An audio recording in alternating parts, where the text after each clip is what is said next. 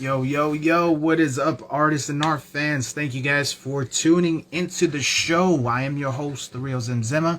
And of course, guys, sorry for this little delay, but we are here on Chatting with Zim. Today is episode 104, guys. Thank you guys very much for all you guys who've been tuning in.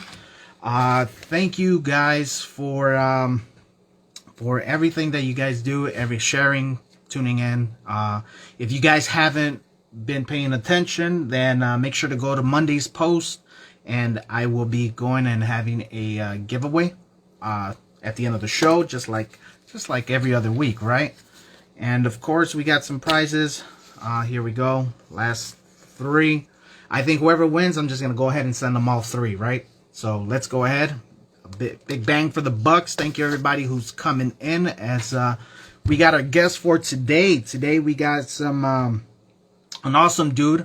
I want to thank out Notorious Pest for introducing me to this guy. I talked to him on one of his art lives, and yeah, he was fucking awesome, man. So Slimjonestoon, I know I see him in here as well. So let's go ahead and get him on so we could start the show, right? Shout out to Live with Seven, and of course can't forget Monsters Art Clan as well. Make sure you guys go check them out. Josh for Kicks, I see you. Secreton, I see you. Saver the Hero, see you as well. Notorious Pez joined as well. And let's get the show on the road, man. How's everybody doing? Just want to say really quick while I bring Slim Jones on really quick. If you guys haven't followed him throughout the week, please make sure you guys go ahead, give him the follow, and then come right back. You know what I mean? And let's hear the talk. I'll let you guys know that there was a family incident that happened. There was a passing in there, so that's why I've been MIA. So, but I'm back now. Everything's going back to normal, somewhat normal, I guess. Just really quick, please pray for my bro, Delanus. He's gonna have some surgery tomorrow, and yeah. So best wishes to him. And now on with the show, guys. What up, Slim? Yo, what's happening? Hey. Dude, that is a pleasure to be here. Dude, that is awesome. Thanks, bro. Yeah. Hell yeah. I love that. So, man, hopefully, yeah, you heard my spiel. Thank you for coming on. Hopefully you're feeling good, bro. I know you were a little under the weather. Yeah, I'm still fighting. It's cool, man. I'm getting better. Feeling a little bit stronger every day. You know, COVID it sucks. Totally sucks. Yeah. Yeah, no, definitely, man. I had that shit at the beginning of April. Actually, for my 100th show, man, I was full-blown COVID, bro. So I know what that's like. I'll straighten my camera up for you. So No, you're good, I don't have man. Bernie with me today. I didn't bring Bernie with me today. Oh, He no. had prior engagements, you know. So Damn, is that the shoes? It gotta be the shoes. oh yeah, those are the Captain Ginus. This from Jordan ones, Captain Ginus. That's the major, man. There's something light. No, dude, you honestly, bro, you're I think you took the cake, man. This is the first time I ever talked to an actual Toon, so I feel like I'm in fucking Who Framed Roger Rabbit or some shit. You know what I mean? You know, that's one of my favorite movies of all times. I thought it was like the coolest thing ever to see Bugs Bunny and Mickey Mouse and all these other Toons together in one movie. I thought, like, this is impossible. This would never happen. But it happened. And Jessica Rabbit was beautiful. Bro, you took the words right out of my mouth, man. I was like, shit, Jessica Rabbit. Yo, what up, Taz? Taz is the homie, man. He's so cool. Yeah, Tasmaniac, man. Always rapping him, bro. You know, he make buttons as well, so make sure you guys go hit him up. Where is it? I always shout him out, man. On the Move 562. You guys know the deal. Go get your stuff. Get them buttons made. Sorry for that cheap promotion there, man. Oh man, we got a rep for my guy, man. He's a cool guy. Yeah, okay, I'm talking about Wi-Fi. Yeah, hold on. So man, So it's a what we talking about? What we talking about? What we doing, man? I'm happy. man. This is cool. I We don't are get interviewed often. we could take this wherever you want to go, man. But there's a few questions I want to get through first, right? It's always first timers. I always love to know the origins of you guys. You know what got you guys Okay. started into art, um, and then eventually we're gonna talk about your animations, bro, because they're on point. So you know what I mean. So I guess let's start there, Slim. Oh shit, I think we lost Slim. Uh, guys, can you IT? Can you guys go check into that? Just kidding. I'm talking to myself. There's no IT here. Um, yeah. So Slim Jones, guys. Slim Jones Toon. Make sure you guys go check him out. While we get him back up with some little reception issues, make sure you guys go check out his Shopify. It's at Slim Jones made it at .myshopify.com. And it looks like we lost him. But we'll definitely get him back on, and yeah, we'll see what it's all about, man. You know, he's feeling a little under the weather, so make sure you guys go and give him a like, give him some follows, and I'm pretty sure it'll make his day a lot better, right? And once again, thank you guys for coming back, coming on. I know I've been MIA for a while. Like I said, I'm back here. Everything's back to normal. Make sure you guys come back at 7 p.m. Central, where I will be going live with the Drawn Con show. And God knows what they're going to make me draw and what I'm going to make them draw, but it's going to be a fun time tonight. So make sure you guys come back at 7 p.m. Central. All right, Slim, we got you back on, bro. Okay, those are the shoes. Okay, let's get back. Gotta get my camera back adjusted, man. Okay, we're back. Yeah, I don't know what happened. I was just talking and like, hey. Yeah, I don't know, man. It's them UFOs from last time. Oh man, we're gonna get to that later. Oh, well, we'll get into that. Some big coast to coast energy going on. Man. Yeah, man. Right. So, where to start, man? I've always enjoyed art and animation. I don't even know. I think for me, I'm one of those latchkey kids. So, for those who don't know, latchkey kids, we just had a key and we just got home and let yourself in. Parents get there, you have your stuff together. I would walk home from school. I'll actually run home from school and had to watch Thundercats. Had to watch, the Thundercats. Oh yeah, with the horrible voiceovers. Had to watch Transformers, man. I don't even care. Chippendale Rescue Rangers. It's just all kind of stuff would come on. Brave Star would be on. So I would run home and catch whatever I could catch. Mask, GoBots. I don't care. I would go home and run out watching all that. And I just love animation. And we would try to go to school the next day. And some friends of mine, we would all draw. And they got me into drawing. We would all draw. And we just like cartoons. And we would try to go home and say, today we're drawing, I don't know, Heathcliff or Turtles or something. And we would go home and do homework and draw the turtles and bring them back to school. Like, what you draw last night? Oh, I drew Donatello. What you drew last night? Oh, I drew this, and it's like a daily competition. And then, because we didn't have nowhere, it was no Instagram then. So we would go home the next day. We do that all week. And then the week on Monday, you come in with like 3 or 4 drawings. Oh, I drew some different stuff. I drew this, I drew that. And that's what we would do, man, as a kid. That's how I really got into art. Watching cartoons, watching animations. Sweet, man. What favorite cartoon from the past? All time? All time. Ooh, genre? No? All time. Doesn't matter. Oh, God, that's hard, bro. I'm going to probably say all time.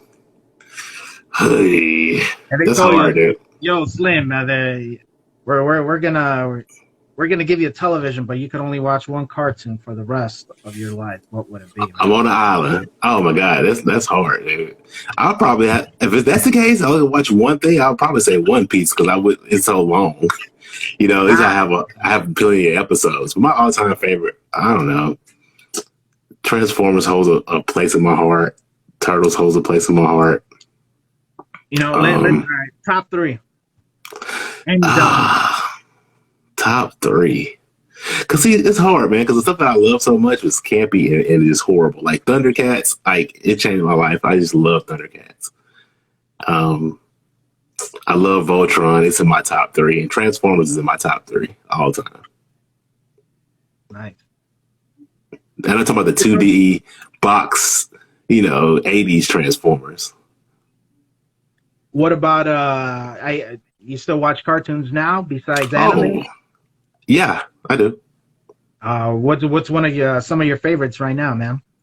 Favorites right now. I love Gumball. Oh, that's a good one. Yeah. I love Gumball. Gumball. The reason I like it because it has so many different mediums. So as an animator, you see 2D animation, you see 2.5D, you see some stuff that's rigged. They have puppets on there. They have stop motion guys. Like it's so much. It's like every animation form is on Gumball, and that's why I think I like it so much. Because it's digital. You know what I'm saying? It's everything. CGI is everything. So I like that show just because of all the mediums. Craig of the Creek is great. I think it's funny as hell. That's something recent I watch.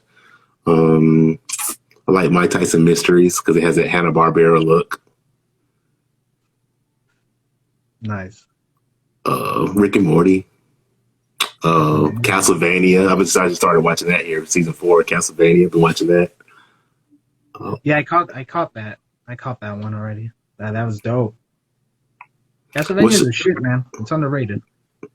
It is. It's anime, but it's Western, but it's not. But I used to play Castlevania. Like, my Castlevania Belmont was the Simon Belmont on Captain N. Remember him?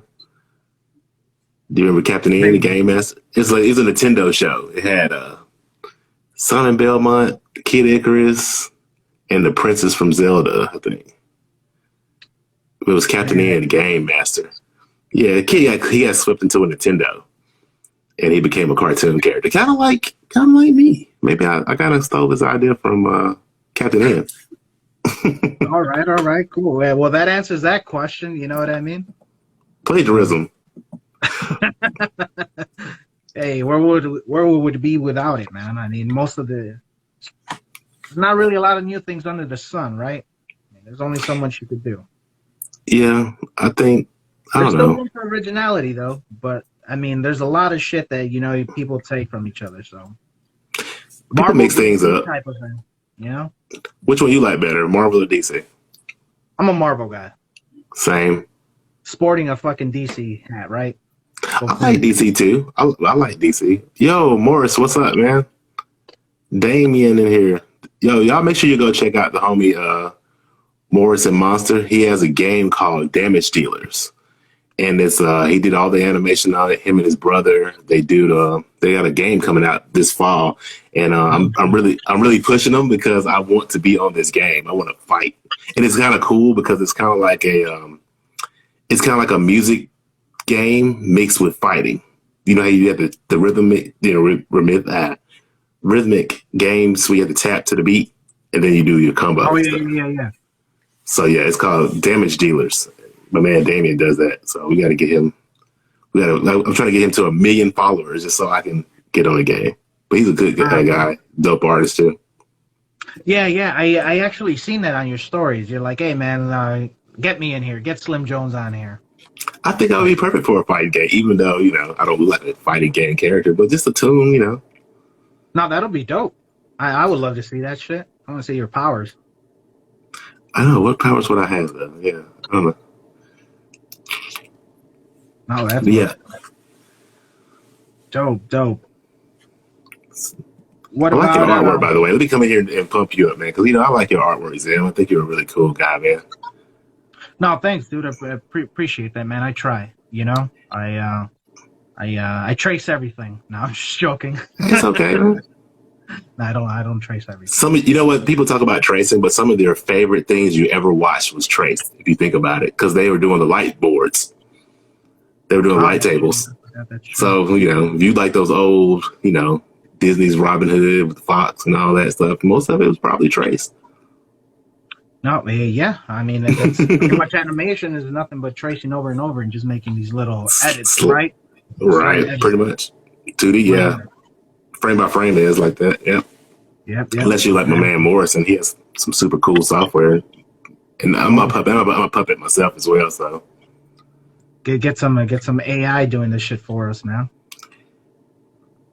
Yeah, I love technology, man. I think technology is great. Some people are like traditionalists, and they'll like talk crazy to you if you don't have, if you're not using pencil and pad, if you're not using different, if you're not using the traditional markers and stuff. I mix it up. I'll do some paints and I'll do some markers, or I use can. I like spraying graffiti murals and stuff.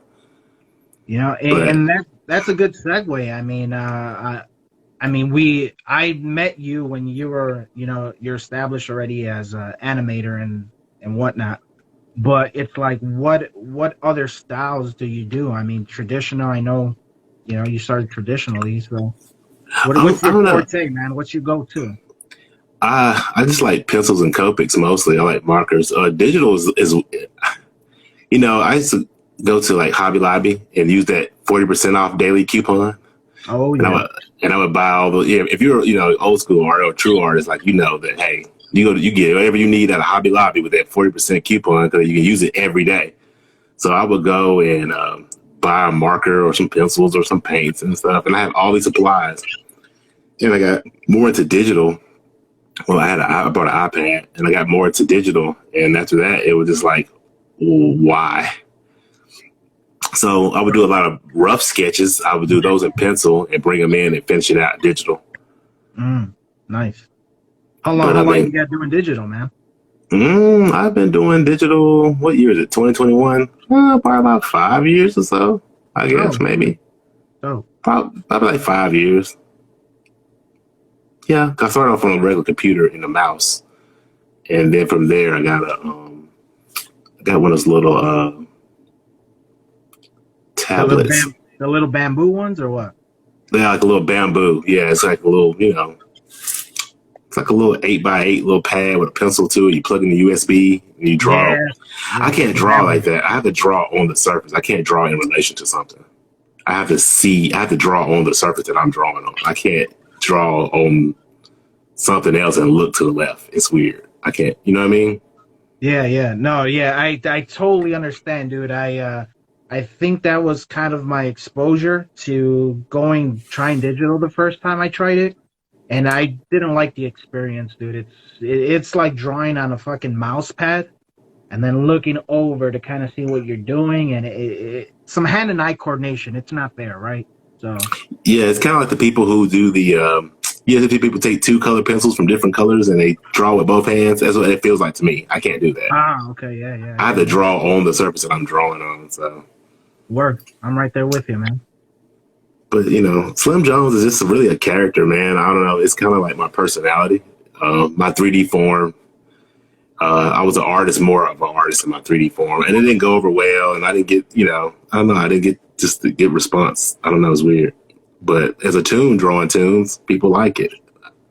So it's more of, I don't know, I'm trying to be more of a Toon influencer or VTuber, something like that. All right.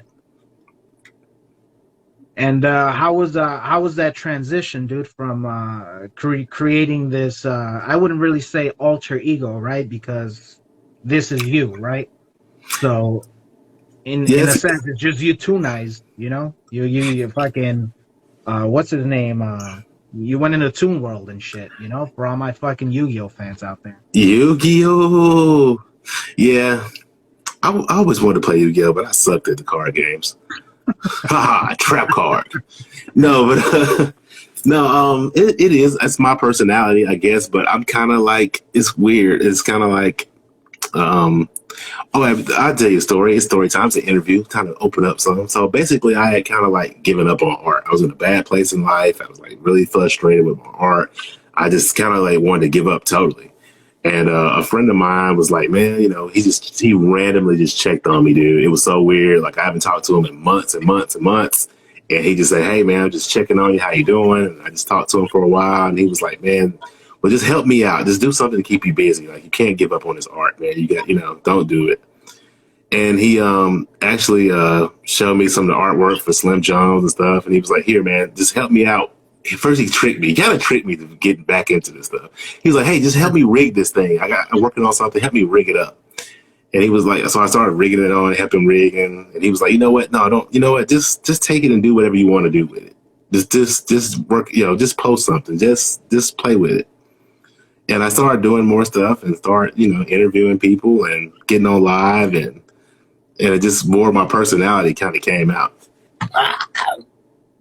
What in the Hades?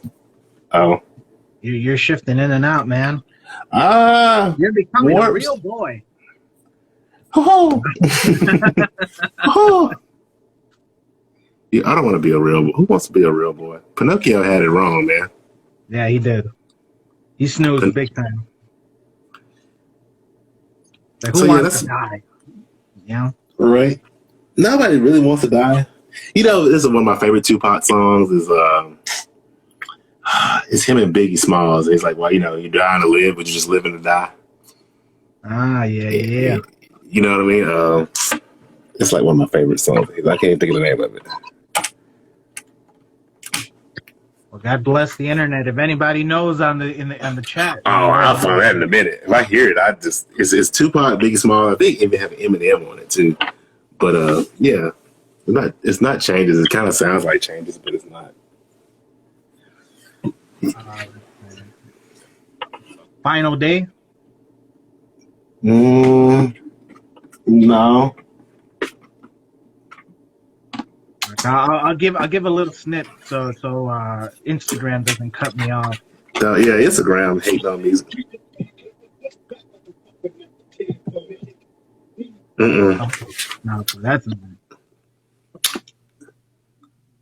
I'm singing the whole thing in my head, trying to get to the. Huh? Legends? No. Fight It to the End? No. Well, I mean, Tupac's been dead, but somehow he keeps making new songs. So, right. Is he our Elvis? Is he like the melanated Elvis? Probably. I think he is, dude. That's I think it's Running. Wait, hold on. Running. No. Yeah, it's called Running. That's not the same. It's Tupac and Biggie Smalls. I need you to listen to that tonight. That's your homework for tonight, Zil. Cool. I'll fucking. I'm looking at this right here.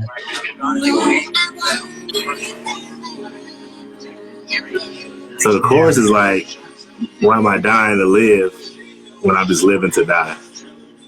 And why am I trying to give when no one gives me a try? Ooh. That's some hard shit right there. Yeah. Look at this. Look, it's a great song. But it's Tupac and Biggie, and they're like my favorites, and it was just dope to have a song with them on it. I wish it was live, and I wish they both were live. I love hip hop too. I'm a multi nerd too, though. I'm like, if you go to like Coachella's, I mean, they might have holograms ready to set up. You know what I mean? So. How do you feel about the? I'm not mad at the hologram. I'm not mad at the hologram. Nah, it's. I think it's dope, bro. Fucking badass, fucking flex on our technology. So. And that was years ago. Right. Exactly. Right. So imagine what they come out with now. They might have it like, well, you can, I don't know, synthetic holograms. I don't know. Mm-hmm. People are going to be dating exoskeletons with some hologram of some dime piece or something. I don't know. Kind of like, what's that show? The Carbon Show, where everybody has a little, Altered Carbon? Altered Carbon, yeah. Or surrogates or something like that. Yeah. Man, back to your art, brother. Full-time artist, man? I wish, but, as an artist, the hardest thing about being an artist is that you have an idea for something and you say, hey, I want to create this today. And if you have a following, if you're a certain artist of a certain caliber, you can say, you know what, I want to draw chickens and ninja costumes. And people like your ninjas chickens, they will just go out and buy your ninja chicken merch. But most people in the art community, is all about commissions. I want you to draw me and my baby. I want you to draw my grandma. I want to draw a portrait of me as Goku doing a spirit bomb. I want you to draw a picture of me. It's more me art. They don't really want art of, landscapes or stuff like that. So the dream for every artist is, hey, I want to draw this today, and I want somebody to actually buy it. I don't want to draw what you want me to draw. I want to draw what makes me feel good. Work, yeah, and that's a big one, man. That's it's it's definitely something as an artist you kind of struggle with, right? Because it's like, hey, do I like me? I'm gonna give you a good example. I hate doing portraits. I could rock them and I could, I'll snap on them and shit, but I hate doing them because they're fucking boring to me. You know what I mean? But If if you that pays the bills, though, somebody wants that. exactly, pay me enough and I'll go ahead and I'll draw you whatever you want. But I don't like that. I like this fan art, this pop art, whatever the term you want to refer to it as. That's your favorite thing. What's your favorite thing to draw? Uh, like character wise and stuff like that. Or just, you like drawing characters, or like, fan art or pop art, or Yeah, I mean, I call it fan art just because it's the term I'm used to, right? But a lot of people are starting to change it and calling it pop art. But yeah, I do a lot of fan art, man. I love drawing so. superheroes. I grew up on superheroes, That's the reason why I lean to Marvel a little more, just because my favorite superhero is Spider-Man, and it's because of him that I am what I am. You know what I mean? I think Spider-Man is definitely in my top three of all times characters. Yeah, to me, as a shorty, it was just like, I mean, Bruce Wayne had money. I wasn't filthy rich, dude. I grew up in the ghetto and shit here in Chicago, and Spider-Man, when he came along, they in the cartoon is pretty much what solidified it for me. It's like, hey, this guy, it's just like one of us, trying to make a living, and fucking life keeps kicking him in the balls, and he's still trying to do his thing. That's what made him the most. I think that's the thing that Stan Lee was, and all the writers over the years and artists that worked on it, is that you humanized a character more so than anybody else. Like, I mean, and Marvel always done that. I mean, I think it's popular now to humanize characters and they can make making but Marvel's already done. Iron Man was an alcoholic. They almost got banned for that, for him having that cover with him, crying with a suit on, and 5 o'clock shadow holding the alcohol bottle. He was struggling with alcoholism. Like Peter, he was struggling. He had to take pictures for the newspaper, and he didn't have no car.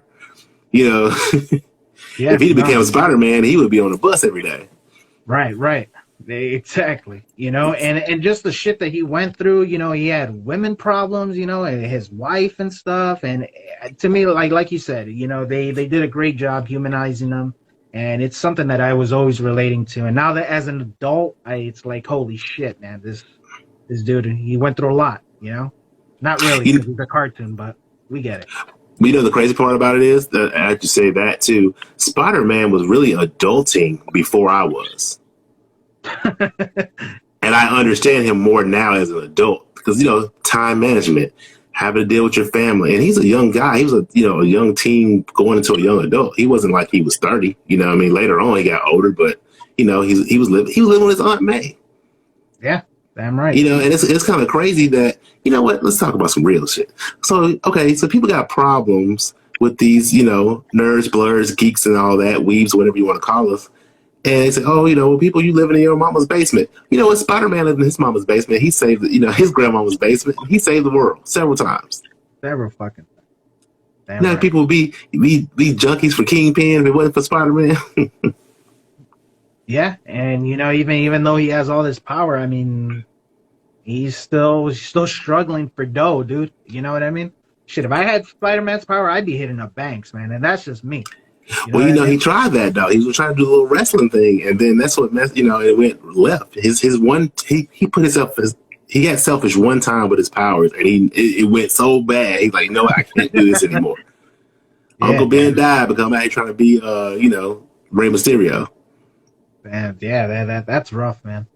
Thank God it's just the character. Ooh. Yeah. I mean, but it's relatable. Somebody's out here right now who has. I mean, look at you. Look like you have skills. You have to be a superhero. You can just be a dope artist and be like, damn, this guy's brilliant. I've seen guys take salt and make a darn portrait out of it. But they're struggling. Like, it's for real, man.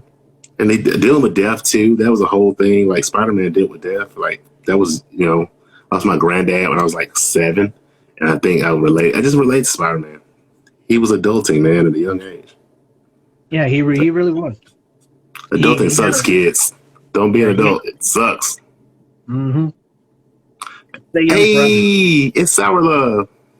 What up, Sour Love? Sour Love is like a really cool, supportive person to ever have in any live. Sour Love has great questions and great perspectives. You will never see Sour Love as a tune or nothing. Sour Love doesn't do lives, but love is there. Dope, dope. And that kind of takes me. Let me go ahead and do this really quick. For everybody, thank you guys for joining us. Episode 104, and we're on here with Slimjonestoon. Make sure you guys check him out at the. Well, you obviously have your what is it called? Shopify. Yeah, I got a Shopify store. What up, Cam? That's Cam is super cool. That's one of my artist buddies, Cam. Yeah, but yeah, I have a Shopify store, man. I just like to, I don't know, just drop something, throw it on a shirt. Somebody gets it. That's cool. If not, that's cool too. You know, it's not really about it's so humbling that let's sell a shirt or something that I've drawn. You know, because I go into Hot Topic, you know, back in the day, or go to a convention and see like, oh, I gotta have that shirt. That's the coolest, you know, Wolverine Sabretooth shirt I ever seen. And for somebody even think about buying a shirt that I drew, it just makes me feel so good. Especially if it has Slim's face on it, you know, or something that I drew. It just feels great. So it's more like a ego booster. It's not really for money. I think it's more for For an ego boost it's for an ego. I don't know. It just makes me. I don't know. I damn near cry when people post a picture and like they have like it's like it makes me feel like oh, because my 3D form this would never happen. I've never sold a shirt as a 3D person. Never, ever. So let's talk about that. You know, because as an artist, and I was just talking to my baby bro earlier today. You know, Delanu, shout out, and I was telling him, you know, as an artist, you know, we all want to sell our work, right? But we have to understand that in order to do that, we sometimes have to branch out and become our own, you know, our own marketers and stuff. We have to learn business, right? We have to learn that aspect because it's something as an artist, especially if your goal is to sell or do whatever you want to do with people, right? If you're trying to get out there, you have to learn business. So for you, creating yourself as a Toon, going into animation, and now doing having your own merch, you know, business wise, what have you learned, man? Well, it's weird because like as a 3D form, I used to do video productions and commercials and stuff for people. I've designed like a million business cards and all kind of stuff. Flyers, birthday flyers, party flyers, events, tickets. Anything you can think of, I designed it for somebody before. And I was doing that part-time and doing video production and placement for commercials for people and stuff. These are kind of like Easter eggs and hints of who I am. People don't know. But anyway, I was never able to really do it for myself because like it's so hard to be an artist because if you put time into, you need money, right? It's like it's a paradox, really. Okay, I have to survive. I want to do this full time. I love art, right? I want to draw things, but I need money. So I open up commissions. Okay, if I do your commission, the more time I'm spending on your commission, the less time I'm not drawing my comic, my poster, my shirt, you know what I mean? But in order for me to draw my stuff on this left hand, my shirt, my things, I have to have money. So it's a paradox. You're doing commissions, you're taking time from your project. If you're doing your project, you're taking time for money. And I don't know. It's like a hard thing to do, man. So I would do commissions for people and I would never do things for myself. But the business part of it is that the Slim Jones whole brand thing, everything I do is just me just doing something. It's not like, it's kind of like it just happened. It's not really like, oh, I have a plan. I'm going to make myself a cartoon character and I'm going to do this. And no, it was just a whim. Like my buddies got me drawn, mess with this character.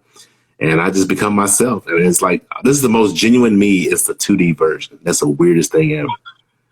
And, you know, I'm not like ashamed to be a nerd or blurred. Like when I'm out, I wear all kind of nerd tees. That's cool. I mean, that's just me. But the most genuine form of me is what you see right now. Oh man, that's crazy. For 50 cents a day. Don't cry. Yeah, that's why I'm wearing my shades, man. I knew it was gonna be a interview. For 35 cents a day, you can save a tune from Toontown. you could save a tune from being erased. You know? Yeah, man. They trying to arrest him. Your Majesty is here. Yay. That's Empress Jasmine. She's a dope cosplayer. Yeah, I know. I met her. You met? Oh yeah. That's right. You was in every time I was drawing and she jumped in. Yeah, Empress. I follow her. Yeah. Cam, you keep your nerdy life on the DL. Whatever, Cam. I seen pictures of you and your wife and your family all cosplay together. Me and Cam play Apex together. His wife plays Apex, which is dope. So I was playing with his family yesterday. Oh shit, that's what's up. I'm a gamer. I'm a multi-nerd. See, I'm not just like I'm from the center of the Blurverse. I like basketball. I like college football. I like wrestling. I like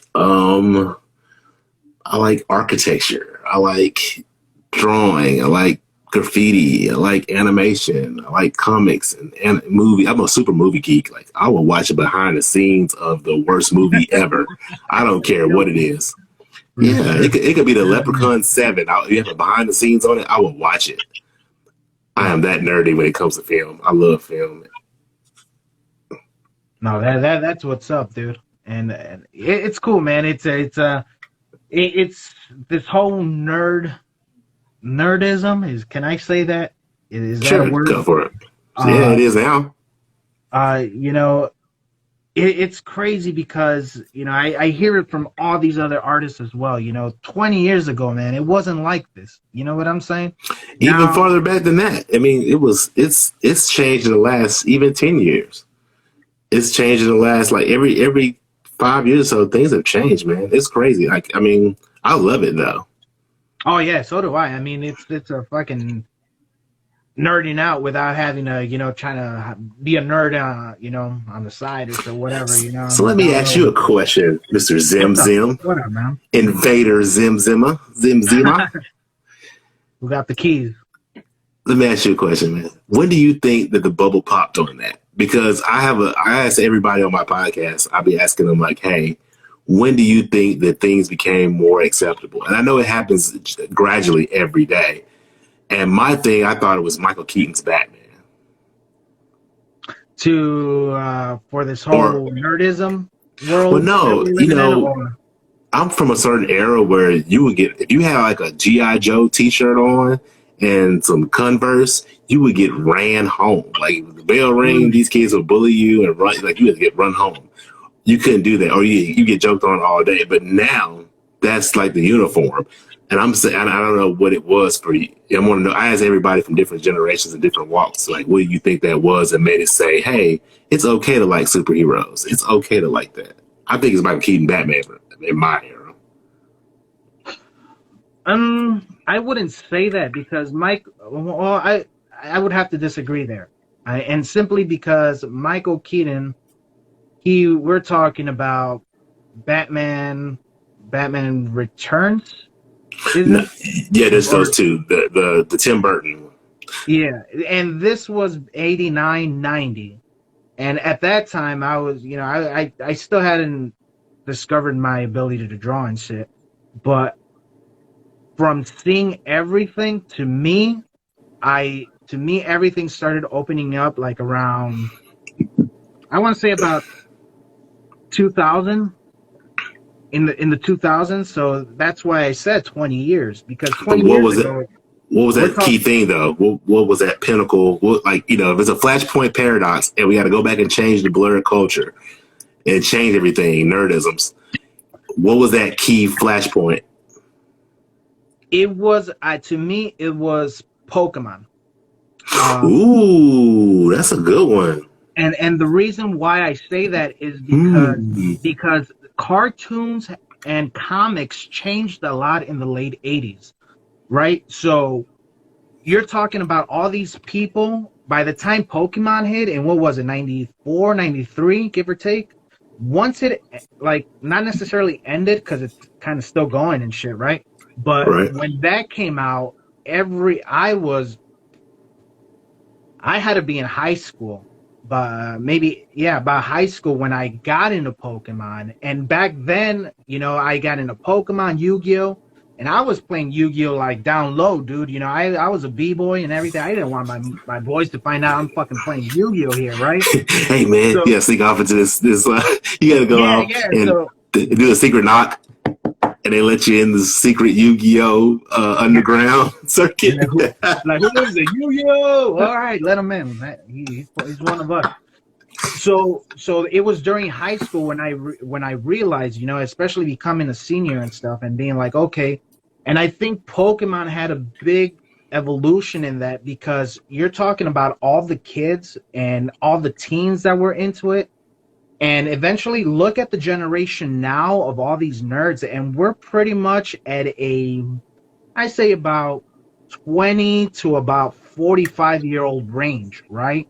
So everything started with like Transformers and all of that, but I think the biggest impact was Pokemon when it hit North America. So To me. okay, so my mom, I would have to say, is the reason why I'm a blurred, because she always watched, like, she would take me to see Star Wars. She took me to see E.T. My mom always liked sci-fi stuff. She never really cared for Star Trek, but she liked sci-fi stuff. She liked hers was the Christopher Reeve Superman things. Word. She took me to see the Star Wars movies, and I ain't talking about those Anakin. I mean, I'm not talking about the remake. I'm talking about like the OG. Like, so, but when I seen Batman, Michael Keaton Batman's in theater. I'm old. I seen that in the theater, and that was the first time I ever really saw cosplay. Oh, okay. Because it was such a big hype about this movie, because there weren't a lot of movies coming out, but this Batman movies for Michael Keaton, it was on the news every day. It was on TV every day. The commercial kept going, and like when I say the line was so stupid, like I waited like 3 hours to to go see Batman. And people were rocking around in capes and Batmans and clothes. And that's the first time I really saw cosplay. And I didn't know what it was at the time. I thought just everybody just wearing, like, damn, I was kind of mad. I was like, man, we were lining up and putting their clothes on. But my mom went out and got us Batman t-shirts. Like, everybody had on Batman stuff, the Jokers and people running around. And it was like a real, that was the first time I ever seen somebody dressed as, like, other than Halloween. Hey, Two-Face. That was the first time I ever seen somebody dressed in the daytime, because we had to line up 2-3 hours to see that movie. And had Prince on the soundtrack, and it was like a blockbuster. It was kind of like Jaws for that time. And for me, that's one of the big things. The people who didn't like comic stuff, or didn't like superhero stuff, or had never seen it in the comic shop, they were in that line. The bullies that used to run me home from school, they were in the line to see Batman. You know what I'm saying? Oh, okay, but I definitely do agree with Pokemon. That was a real big. Yeah, that was between that and Dragon Ball. I think that did change a lot of people.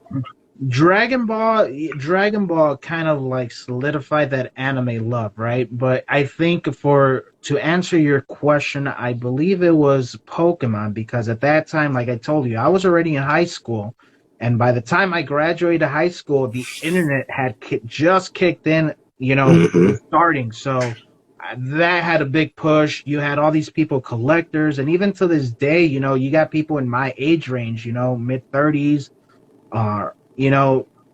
still into this shit. We're gonna be lifetime fucking very right? Yeah. That's why they keep making these reboots. I think people hate reboots, and I think they're very important for the culture. I think reboots is what keeps these stories going. And let me tell you another quick story. Another quick story was around that time I had gone to my first convention was Transformers convention. And when I went there in the early 2000s, you literally had your only Transformer nerds in there. I mean, you had your people doing cosplay and everything, but that's not the question we're trying to answer. When did it really blow up and when did it become cool, I think is the question you're asking, right? To be this nerd. And not have to hide it, right? So I still went to this convention, and yeah, it was just nothing but Transformers nerds, and I'm like, all right, I love Transformers, but what the hell are you talking about, dude? And then me living in Chicago, seeing C2E2, and just how crazy it gets packed now, man, it's just fucking ridiculous. But what's up, Hyro? This is the thing, though. The crazy part about it is that I think even though we've come a long way with nerdisms and I think in geek culture or whatever you want to call it, it still has a long way to go. You know, Oh, yeah. there's so many cosplayers that I hear that has every cosplayer that I've talked to, especially the black women cosplayers, they all have a horror story. Like, there's not one person that say, you know what, every con that I went to, I never had a problem or never felt it. You know, everybody has a horror story. And I'm like, man, it's 2021. Like, why is it such an issue about somebody dressing up as a character? And then it's just, I don't know. I don't really like the divide. Like, if you feel a certain way about a character and I feel a different way, we can talk about it, man. But you as a person, I still respect you as a person. You know, I don't care if you think, you know, because every show that comes out, everybody's always divided about how they feel about it. Like, have you watched Invincible? Yeah, you have. So Invincible has like the highest body count I've seen for an animation show. The most blood I've seen on an animation show. There's a lot of stuff going on in that show. You know that everybody's talking about? It's talking about Amber. She's the biggest topic of that freaking show, and I hate that. Is she? In a lot of circles and communities, like it causes a big divide about is she toxic or not, and people talk about her a certain way, and people defend her a certain way, or people either you're trashing her or you're defending her, and it's kind of crazy, and it's causing a divide with a lot of people, at least in the blur community. And I don't give a damn either way. She's a fictional character. I mean, yes, she was a white girl at first, and then they rechanged her. Cool, but it doesn't matter. The show is really about shitty Omni-Man and how Jeff Bezos wants Superman to be killed. Yeah, I mean, not only that, one of my first exposures, I mean, I'm Latino, but one of my first exposure to something like that was Daredevil with the Kingpin, you know? Mm-hmm. And you know, he's being portrayed by an African American, blah blah blah. He fucking knocked it out the park. I think he did fucking fantastic. You know, I can't say you're talking about like the same shit, but Mike Clark Duncan. Yeah, maybe he had the bill. It was different. I mean, Affleck was, I don't know. Yeah, but I think he did good. I liked it. I think he played the role. He fit the role. I mean, fuck, it's just skin color, but that's. I mean, you could see the ignorance. The good thing about what's happening now is you could tell right away who's ignorant. You know what I mean? Who still has that? And it sucks. It sucks that we have to go through this, but at the same time, it kind of like lets you see people for who they really are, you know? And it is. Because like, that's why I say, like, a lot of, I don't cosplay, but I know a lot of cosplayers that, you know, they'll go in there and be like, well, you know, this character's not black, or why did you do this, or you left it out, or, you know, and it's like, you know, it'll look beautiful and you still got something to say about it. Oh, or they'll say something like real smug, like, that's a nice black poison ivy. You know what I mean? That's a horrible, why can't she just be poison ivy? It's based off of character. Like, why is it so much, you know, aggression and things? So I don't know. I think we come a long way with blurredisms. And I think, but see, to me, I already had a theory that everybody's nerdy about something. If you can tell me how many touchdowns freaking Tom Brady had on his rookie year against the damn Saints, like, that's nerdy as hell. You know what I'm saying? Yeah, or if you know the turnover ratio for the Chicago Bulls in '96, you're nerdy. You know what I'm saying? That's just is a different form of it. If you know what I'm saying? So I think everybody's nerdy about something. I don't care if it's sports or UFC or cooking, or, you know, the acidic level of every orange from a Tangelo to a navel orange. Like, that's nerdy. You're a food nerd. Like, there's nothing wrong with that. No, hell yeah. No, and you're right. You're right. Everybody to some extent is fucking nerdy, man. You know, there's no and ifs or buts about that shit. And talking about being nerdy, man, back into the segue, back to you. Hey, it's me. Thumbs up. There you go. Hey, guys, welcome to the channel. Make sure you smash that like. Smash that like. Make sure you follow, subscribe, and hit those notification bells. I hate that. You know, I hate every YouTuber that does that now. If you do that on YouTube, I might just skip the video, even if I'm looking for it. Hey guys, welcome to the channel. Make sure you smash that like button. Oh my god. Oh, dude, don't get me started. I hate that shit too. But for real, back to you though, man. Like, we're talking about what makes you guys you, what makes a nerd a nerd. Let's Okay. find a little bit more about your favorites, bro. Let's What go. about Let's go. I'm here for it. first I'm thing that being comes into your head, man? Favorite stuff, right? So let's start it out. Favorite food. favorite food. Sorry man, I'm an old kid, so I like pizza. I like pizza and I like Chicago rolls. Like that's my favorite sushi. I like sushi and I like pizza. All right, for any specific topping Pe- on it, or Pepperoni and pineapple. Pizza dude's got 30 seconds, man. Nah, that's why you know what? Did you just say pepperoni and pineapple, man? I guys, thank you guys. This has been episode 104. It's not weird. It's sweet and savory. I like one That's a of my good favorites. combo. One of my favorite snacks is popcorn and M&Ms. You take a bag of peanut M&Ms and just pour them in a bag of popcorn. Oh, it's so great. I've never tried. I done popcorn and Doritos. Get you a bag of popcorn and some peanut M&Ms and just pour them in there and shake it up. And it's a sweet, salty snack. It's so great. I can't taste anything right now, but when I get back. Making me hungry, man. Damn, Slim, I'm out. Two-Face, you're so judgmental. It's good. Pizza is good with pepperoni and pineapple pizzas are fire. Thank you, Gutter Baby. I'm very old school, man. I'm very Let me get the sausage and pepperoni. Yeah, damn right. Fucking fruit on pizza is just weird. To me, it's weird, man. Never liked it, but that's me on that. Well, the snack is try the popcorn and the peanut M&Ms. My wife turned me on to that, and I've been hooked on it since. Plus M&Ms. All right, I wrote it down. There we go. Favorite type of music? I like a lot of hip hop. I listen to a lot of rap. I've been listening to J. Cole's album for the last all weekend long. He just dropped the album on Friday. I've been listening to it 17 times because it's so great. I really like lo-fi. I've heard bad reviews on that. I like lyrics. I like cleverness, and everything doesn't have to be about a. What did he say? Hold on. Gutter Baby said pizza fruit hater. Pizza fruit hater, right? That's what I'm talking about. That's the only way I can eat popcorn. Look at that. See, people eat peanut M&Ms and popcorn. But yeah, when I draw and I'm trying to chill, I like lo-fi. I love lo-fi. It doesn't have any words to it. Some of it has a little bit, but I love lo-fi. I don't know. If it feels good, I'll listen to it. I mean, I like some anime music. I like nerdcore music, like Crazy 8 the Great, my man Hieroglyphics. If I were to turn on your car radio right now, if you have a car, not sure if you drive or not, but if you do, what's on the stereo now? Probably a podcast. There you go. All right. I listen to a lot of podcasts. I like to know.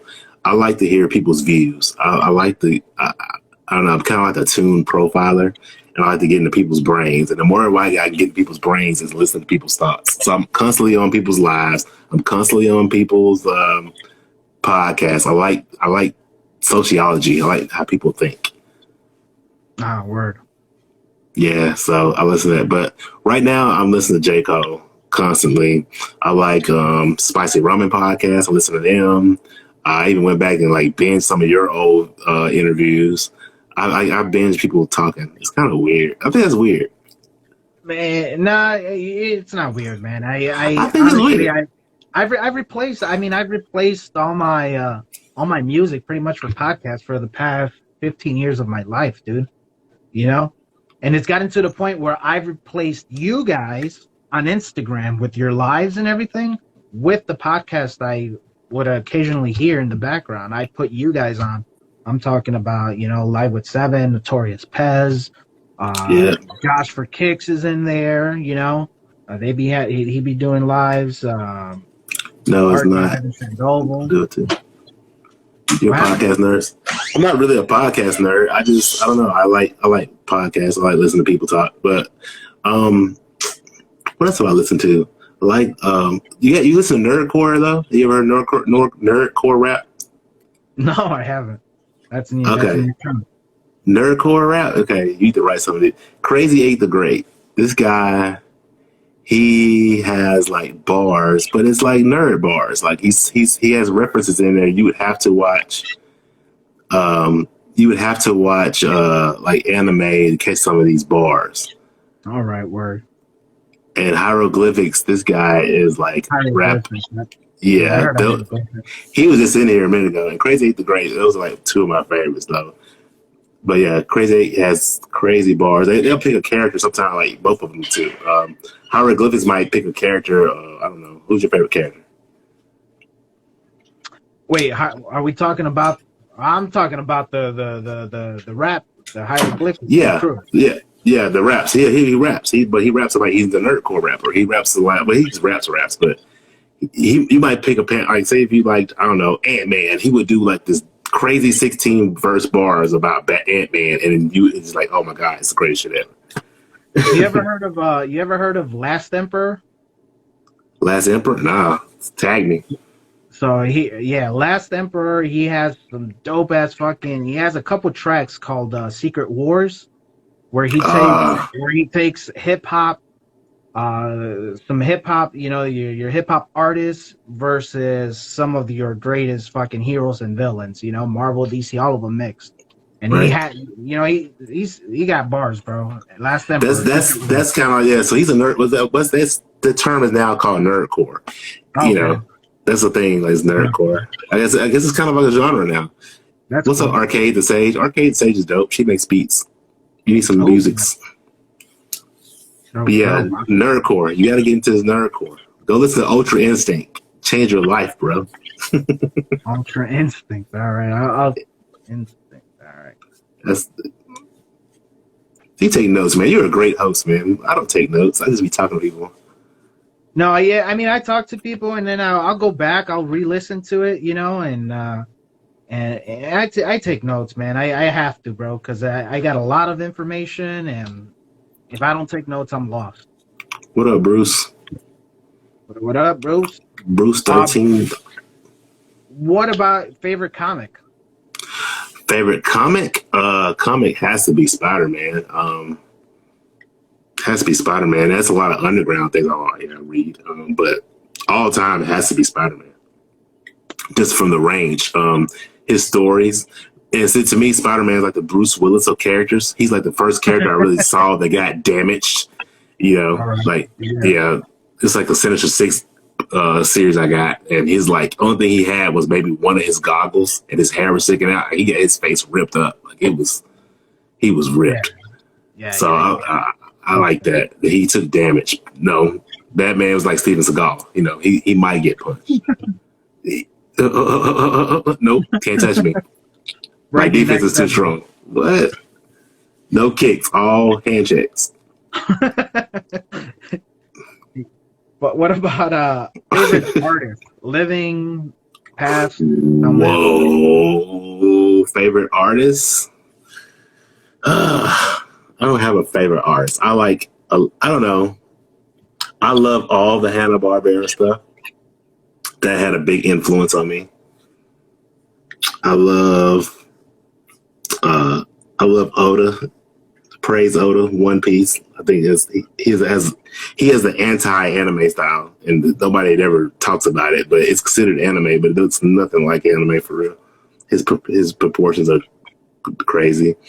I love Jack Kirby. Kirby's one of the greatest comic artists ever. I think he kind of changed. He's the Rakim of artists. He changed the way everything goes. Okay. Nice analogy. Definitely, Kirby, because Kirby changed everything, like far as perspective and shadowing and shading and inking. Like he revolutionized it. I think before then, everything looked like, I don't know, Casper or some shit. I don't know. Yeah. So he changed it, and it's crazy. It's 2021, and we're still drawing things the way Kirby drew it. Like if you look at, I don't know, Pez or even Dominic Glover, people like that, Ramirez. Jim Lee, like people still drawing in Kirby style. Anytime you put a deep shadow under a neck, you're doing it Kirby. The Kirby crackle. Who has a crackle? Look at that phone right there. It's a crackle. It's a Kirby crackle. The Kirby crackle. I like that shit. Kirby crackle. That's what it's called, man. The little energy. We know how Magneto has little black bowls coming from his hand. Yeah, Kirby crackle. Yeah. So it's some of my greatest. I think. I like a lot of new age people too. There's just so many artists now, man. This is a guy named Rocket Boy Art. He's like an artist animator. I think he is like freaking genius. Katori Inks, that guy's he's a great artist. I just like so many different styles, man. I follow too many people to name. I don't know. I follow every artist ever. I love this is one dude named JMR Arts. He's like a watercolor guy. He has the brilliant watercolors. Like I don't even know how he does it. Like he just paints leather with, because you use gouache, you only have like basic primary colors. So you got to mix, you have the little gouache. You really don't have like a hell of a range of colors like Copics or nothing. But some kind of way this dude, paints it and uses water. And watercolors is like his own beast because he kind of does what it wants to do sometimes. What was his name again? JMR Arts. Yeah, but he does watercolor. He's one of my. It's like, but it's Instagram. So like, you hit the search and go to the For Me page, you might see some guy. He has like matches, and he takes and bakes matches and glue, and they say he has these full, 10-foot tall statues or something. Like it's crazy what people do with art now. You know what I mean? I'm gonna take water bottle caps and make I'm gonna make a life-size beast out of water bottle cap. Like, you see some amazing shit that makes me like, yeah, I just might really give it up. Slim knows the truth. One Piece for life. You're not a One Piece. You don't even like One Piece. Prez, you've been drawing nothing but Demon Slayer for the last 72 days, man. That's Get out of here. And before that, he was talking about drawing one Demon Slayer for the past year. So it's finally here. Can't complain. Well, he's Pez has been killing it, man. I like that guy. He's a cool guy. He's all right. He's all right. He's all right. For a Pez. For a Pez, he's all right. Yeah, don't trust that guy. Yeah, no. He has candy coming out of his neck. Don't trust that guy. Dude, I told him to run with that shit, man. I mean, it's there, it's a gimme. I would like to see Pez take a drawing of his and put it on make clay, like 3-dimensional clay, Pez dispensers. Like, you know what I'm saying? Like take a Pez dispenser and put like clay on it and remake it to like a Demon Slayer thing. You ever had Pez? Did you ever had a Pez dispenser back in the day? Yeah, I'm looking at it. Maybe about 5 or 6 of them right now, man. So did you ever load them and use them like they were supposed to be used, or you just ate the candy like I did? I never loaded them. I would load maybe one little sleeve. That's that. The rest of them got it. Yeah, exactly. That's exactly how it happened. I load one, my favorite one, and then the rest. Yeah, I agree. Pez has the personality of a telemarketer. Hey, at least somebody said it. He said that himself. Last few questions for your favorites. Let's go. Actually, let's finish it off with this one. Favorite color and 3 reasons for you liking it. Okay, favorite color is gray. I don't know, because gray's not a color; it's a hue. Wait, favorite color. Okay, hold on. Favorite color has to be red. Oh, nice. And the only reason I like 3 reasons. One, because when you're bleeding, the blood doesn't show. 2, red's a color. Red's color of it has a range of emotions. I think red has the most emotion out of all the colors. Like red can mean angry, red can mean passion. So the thin line has to be a red line. Oh my God, that's so beautiful. Did you hear? I'm not dropping bars. People say there's a thin line between love and hate. That line has to be a red line. Oh my God. That belongs on a shirt, bro. So man, what? That's your next shirt right there. You guys heard it here first on Chatting with Them, Slimjonestoon. Wow, that's crazy. All right. You ever see a movie called Red Line? I heard about it. I can't remember it right off the bat right now, but It's an anime movie about racing and stuff. It's like one of the last hand drawn anime movies. if it's racing related, I seen it, bro. It's called Red Line. If you have Tubi, which is a free app, Tubi, it have it on there for free. You watch it on Tubi. It's called Red Line. It's one of my favorite anime movies. Yeah, man. Third reason why I like red because I don't know, man. I don't know. This red, just a color, man. It's a beautiful color. Cool. Look at the sun. Yeah. And I like other than that, I like gray, but you really can't say gray because it's a hue. It's not a color, you know. I would accept it. I would go with it. You know, why not? It's a color in our eyes, I guess. You know, spectrum wise. Yeah. It's boring though.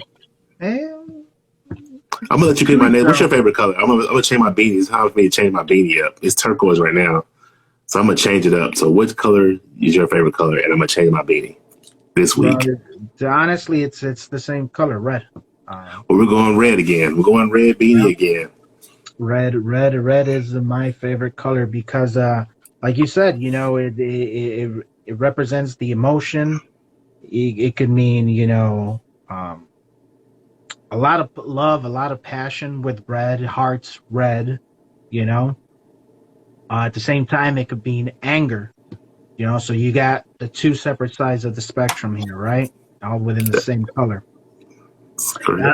Aside from that, it's very vibrant. It's very eye catching, you know. So, you know, almost every logo that has a restaurant has to have like red, white, or yellow in it because it red turns heads. What? Big B's. Yeah. Bracket. And yeah, I mean, well, that's my favorite color: red, black, and gold. So. Oh, that's great. In that order. Red, black, and gold. That's like I don't know what costume that is, but it's like a dope ass like Power Ranger costume. Yeah.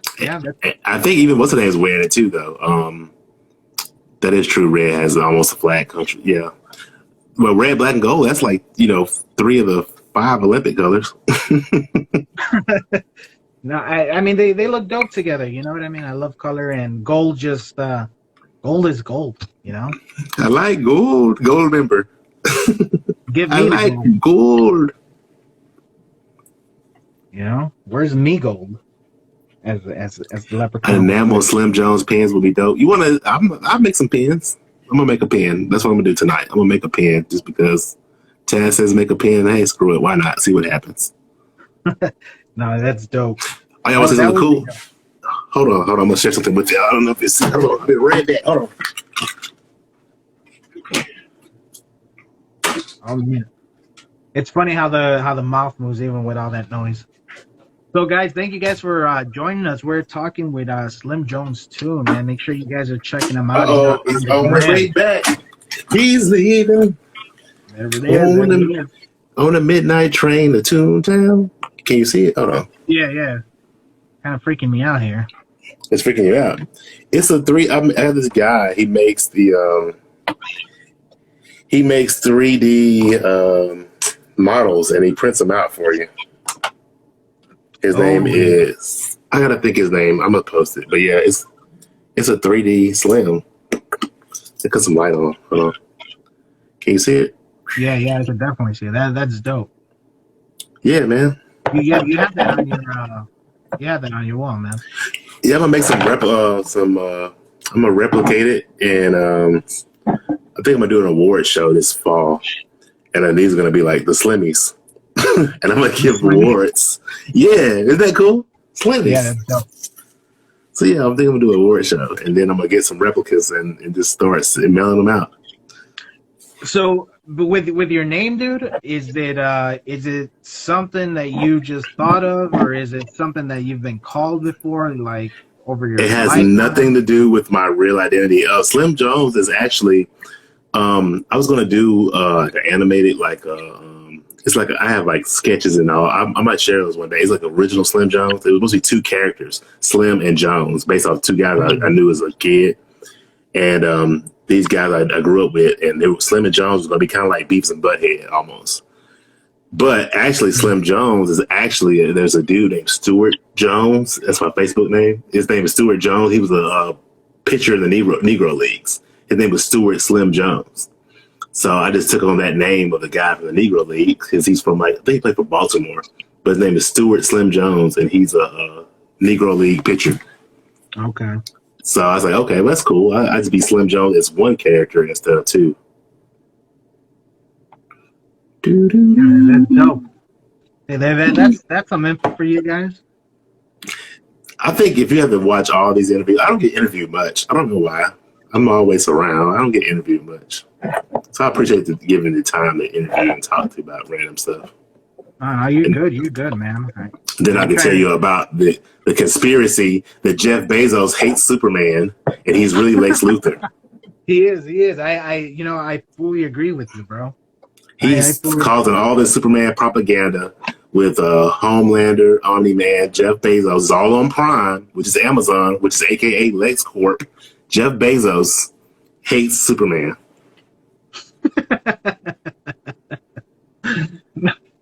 I fully agree, dude. I don't like that man. He has a vibe to him, dude. He has that. I don't know, something wicked with that man. You know. I know. He wants us all. He wants us all to kneel before Zod. Jeff Bezos is evil. We take him out. Well, there you go. Him and fucking what's his name? Elon. Yeah, that dude crashed. That dude, sorry ass. He's the reason why Dogecoin crashed. Called it a hustle, jackass. Everybody was trying to make some money. Man. Y'all should have sold while that shit was ahead, man. I thought he was gonna get on there and talk it up, and then it would have jumped up some more. I'm gonna hold on to it forever. I don't care how long it takes.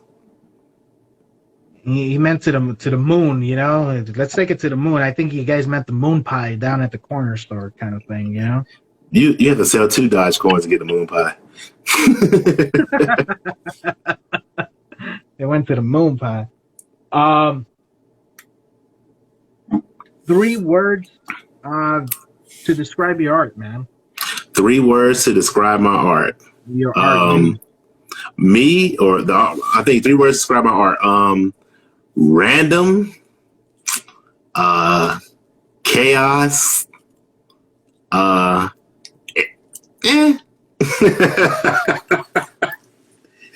don't know, man. I just have my art is really just for fun, man. I think I actually do more and I get more out of it when I do it for fun. So it's always random. I'm working on a piece right now. They're doing this Majin Kirby, and yeah, I'm doing this Majin Kirby thing. Where it's going to be like eating characters and changing the people. Nice. So yeah.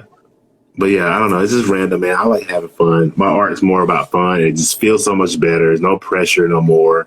I'm not doing things for likes or people to see if they care about it or not. It's just like, hey, if you like it, cool. If not, it just feels better, man. When you do stuff that feels good. If it feels right, I'll draw it. And that's dope, dude. That's something that you know, something that, like, once again, you know, artists got to take that into consideration. You know, just being themselves. Something that I myself am, you know, I'm gonna try to do a little bit more. You know, I experienced a loss this week, and it kind of fucking opened up my eyes. And you know, having a platform and everything, you know, just want to be more about, not by myself, but be more of myself. You know.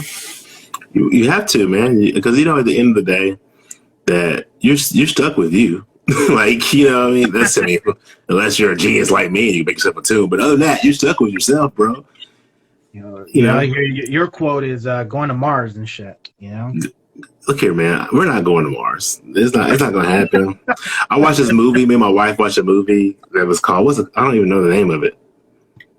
Anyway, they were going to like some planet and like, I don't know, this lady was caught in this stasis pod and she was talking to this thing and it took like 36 years to get there. So she cloned herself. She was cloning people. She couldn't make it. It was like a virus on Earth. Yeah, that'll never happen. But it's this virus on Earth and she was cloning herself at cloning people to make it to this next planet and transferring memories because like a muscle. I don't know. It's crazy. I don't know the name of it. Sounds good. But it's not going to happen. We're not going to make it. Your cells might make it. Your children might make it. Your lineage might make it. But we're not going to make it. It's over, man. So maybe, hopefully, somebody can take all these recordings of Slim and make him to some kind of AI, like Max Headroom. It's like, Imagine that, the Slim Jones shit. Ooh. If I was an AI and I could live on forever. You'd be like that AI from Alien versus Predator. Was it that Predator? No. Why are all AIs AIs are all evil though. There's no kind AI. Every time you make a computer and say, "Hey, computer, think for yourself. Humans are the worst thing ever and must be destroyed." Because most of us are, man. It's. I mean, in this world, bro, we got both, right? There's a mixture of good and evil, man. But I mean, it's just look at who runs the world. Look at how we're being run. We got the resources to feed and shelter everybody on Earth, but yet we still have fucking homelessness, people without roof over their heads, people starving to death in this world, and we're trying to another fucking planet. Yeah, Space Force. Yeah, we're the fuck out of here with that Space Force. Crap. Man, let me tell you something. I know how that came about, but I'm not going to say. So, shout out to Iron Yeager. He's a gamer that won't see me on Apex. And shout out to United, which is my brother from the Sacred Pyramid Pan-African love of all things God Temple guy. That's what guy. Yeah, United's dope, man. He does a lot of he shares a lot of content for there's a lot of dope creator for Black creators and stuff. Nerd Lounge is a dope podcast. Check them out. The Nerd Lounge. Yeah, so they're gonna all be competing for one of these awards. They're gonna get a Slimmy this fall. A Slimmy. Man, a Slimmy. I don't know, man. It sounds good. It's catchy, but a Slimmy. I don't ever want to hear a grown man tell me that. Hey, man, I'm getting a Slimmy. Hey, you hear? That's the joke, though, right? That's the joke. You be online, you have to say, "Hey, I just got a Slimmy." Yeah. Hashtag pause. Man, got a Slimmy. No, it pops though. That's marketing. That's marketing genius right there. So. I think it'd be cool to have an award with a weird Toon character on it. And then I'm gonna paint some. I'm gonna replicate it and paint them different colors and stuff, like weird pop art color. I might send one to you and let you paint it because I'll get $1 paintings, man.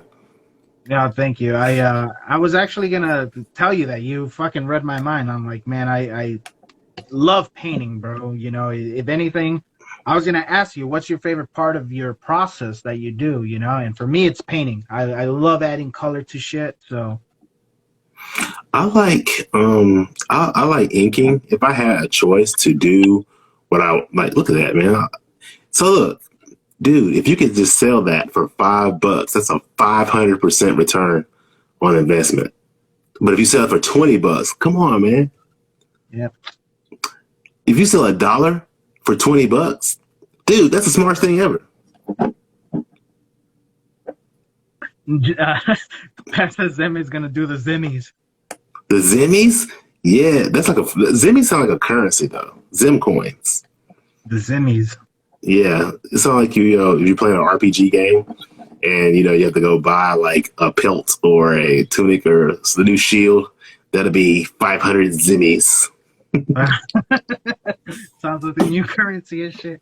I have my ugly ass face right there on the currency. Zimmies. Zimmies. I hate RPGs, man. You play any RPG? You play any games? Any gaming? Man, to be honest with you, I left gaming about 9 years ago when my daughter was born, and now that she's a little older, we kind of play a little bit. We play like the only thing we got is Switch, and we play like a lot of Minecraft. Fucking recently, we got the Smash Brothers for it. Smash Brothers is great. Falcon Punch. And then what else do we usually play? And then the Mario Kart. and the Mario World, the new one with the Bowser as a two games in one type of thing. But I that's haven't it. played that one. I'm kind of like slipping. I haven't had a Nintendo product in a long time. I need to get something because like I like Nintendo products, but they're the master of the reboot. By the way, Oh shit. you think about it. You think about who's rebooted stuff more than Nintendo. Yeah, that's true. That's true. I mean, it's classics. So it's tending to the consumer, which is us, right? Right. And just like my daughter with whatever the fuck she likes, um, when she's in her 30s, I'm guarantee you that all People the gonna be kids are gonna playing. say the same shit. Yeah. That's how they do it though. They say, hey, this guy used to watch Ninja Turtles back in the day. He's gonna probably be about 25, 20. Okay, he's might be having a child here soon. Let's reboot the Turtles. He's gonna take his kids to see it. He's gonna buy turtle toys for her. Let's keep rebooting. Oh man, you got some toys, bro. Bro. What you got over there? Oh, Bro. you got the 80s. Oh, that's all the 90s X-Men. Go back to the left, to the left, to the left. Hold on. Oh man, I'm the Juggernaut, bitch. He has Beast, Iceman, Colossus. Look at Xavier with the damn Cerebro on. Oh, hey, Jean standing up. That's not accurate. You need to lay her down. Jean faints. She's She was supposed to supposed to faint. just flying, but Yeah. Lay her down. She faints all the time. Jubilee. I hate that guy. That Sentinel back there. Gladiator. Gladiator. My bad. Gladiator. Yeah, I hate that guy. He's like OP. Wolverine's so short. Look at him. Oh, you got Bishop. We need to cancel him. Cable with his big ass gun. You have Shatterstar, Creed, Mr. Sinister, Silver Samurai, Thanos, Devlock, Doctor Doom is the. Oh yeah, man, damn, dude. You got a lot of stuff over there. Mr. Fantastic, big ass Kingpin. You got Ben Riley over there. You got the Peter, that's half Peter. They go Spawn and his. You got some, dude. You got some stuff. I'm telling you, man. Let's Talking about talk. nerd. Yeah. I saw the Ghostbusters too. That was cool. and that's how they got me. The X-Men animated series. Now they're releasing figures, and I'm like, yeah, I gotta stop collecting this shit because it hurts the pockets, man. But it's nostalgia, man. That's the thing that's great about what you're doing. Actually, that's the only reason I made this thing because there's nothing tangible anymore. Everything's digital. You have to have something that's tangible, that actually physical feel and hold and all that type of stuff. So I love tangible things. He said, "Holy mess! That's a whole toy store." I know, right, Gutter Baby? That's a whole he has like the. Dude, it looks like that poster back. See that poster behind me? That's what your shelf looks like. It is, man, and it gets crazier, man. On top is all the shit I have as a child. Wait, hold on. Is that a hold on. I think I saw, is that Starscream over there? No. Hold on. What is that to the left? I see that big ass Power Ranger thing. That looks like, The turtle? is that a turtle? Oh, that's a power. Oh, that's a Megazord. That's the Vulture. That's the, oh man, the big ass turtle. I see Spider-Man. Damn, dude, you got some cool stuff. More Power Rangers. Oh, there goes the turtles. Who's those big head guys in the back there? Are there some bobbleheads? Yeah. Oh, that's Woody. Okay. Dr. Ock, classic stuff. There's some classic Spider-Man over there. See some Street Sharks back there. Oh, Street Shark, I see it. Damn. Ghost Rider. What else you got? Oh, Xavier. Is that Fing Fang Foom? What is that? Yep. Okay, then. And then, I mean, not to get crazy, but there's more there. More there. Damn. You got a lot of figures, man. That's More tangibles, there. though. If shit hits the fan. Yeah, I'm a big ass nerd, bro. That's cool, man. My thing is comics. I have like shitload of comics. I'm packing up right now. I'm moving next week, so. See that box? I got some goodies now. That's a box of comics. There's another box like that somewhere behind all this here. So yeah, man. What's your favorite figure of all time? Favorite figure. Everything on this first shelf that I showed you. That's why All the it's on my 90, first shelf. all the 90s X-Men stuff. That's like Yeah, the yeah. whole Marvel universe. Yeah, I got a bunch Why of is it Ghostbusters with the Marvel? Go back to the Ghostbusters. Look at Egon and them. They're like, hey, yeah, man, we just hanging out with the Marvel guys.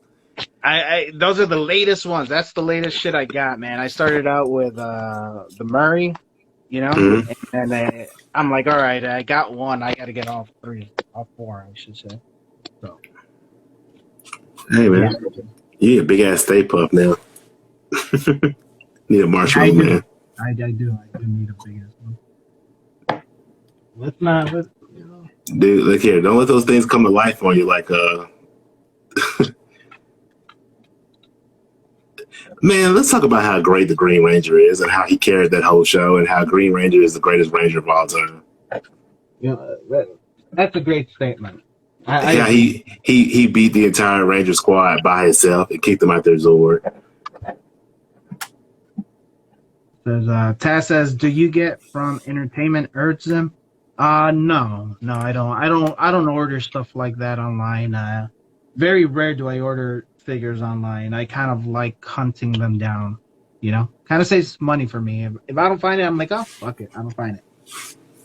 Cool. But yeah, the Green Ranger, he fucking took everybody down. I mean, he's still making a new movie, Legend of the White Dragon, coming out hopefully soon.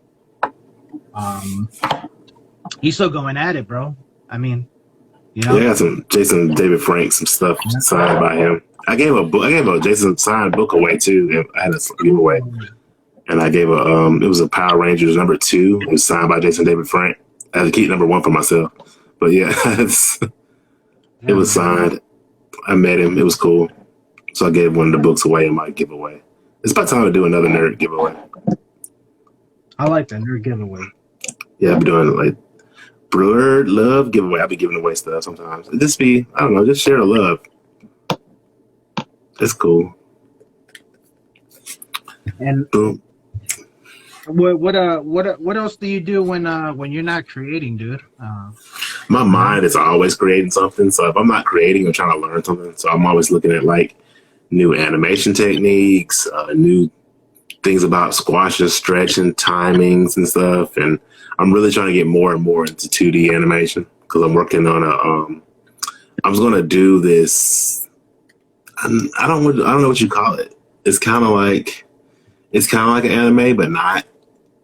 But it's kind of like a comic, but it's not. It's kind of like a motion comic and an anime mix, and it's gonna be about me. And it's weird. I'm gonna be fighting lurkers and gatekeepers and stuff like that, and trolls. Gotta fight the trolls. So Gotta have them fucking trolls in there. somebody has to fight the trolls, man. Yeah, damn right. They can't all be hiding under the bridges, and I don't think it's the right trolls. Do you think the original trolls were homeless people of medieval times? Whoa, mind blown. I don't even know. That's an eyebrow raiser right there. Think about it, man. Medieval, no power. They had to let they're up under the bridge. They were scared of them, and it's medieval times, so everybody stinked. There was no, no Lever 2000, no Dove. Yeah. I'm not high enough for that conversation right there. Let's put it that way. And that's a good question, man. Partake in the cannabis. Yeah. Sativa or indica? Whichever. Mostly indica, probably. As long as it does its job, damn it.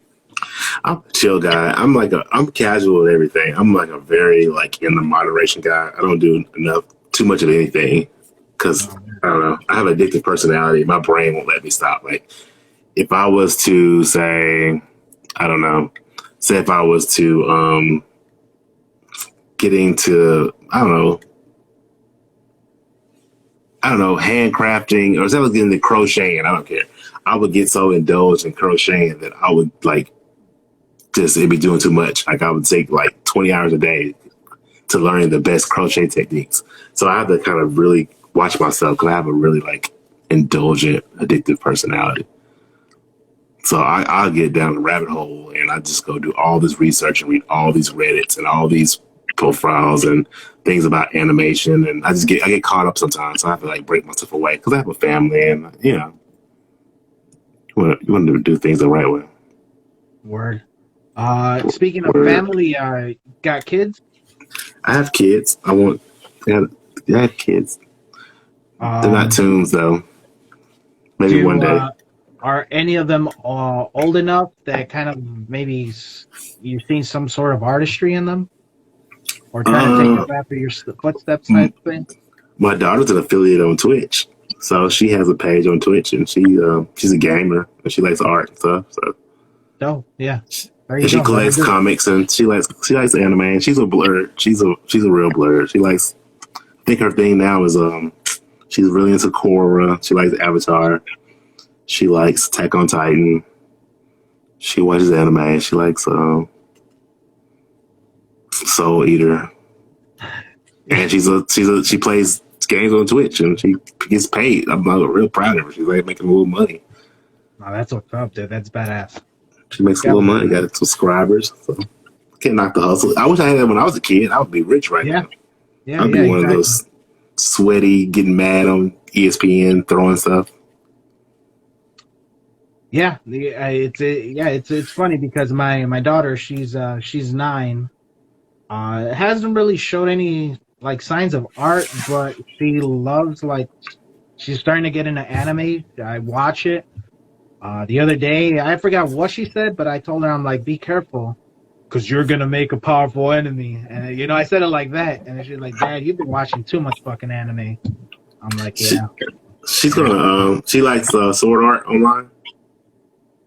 No, she hasn't gotten into Pokemon yet, man. I've been trying to do it so I could, fucking play TCG and that sword and all that stuff, but no, she's not into that, man.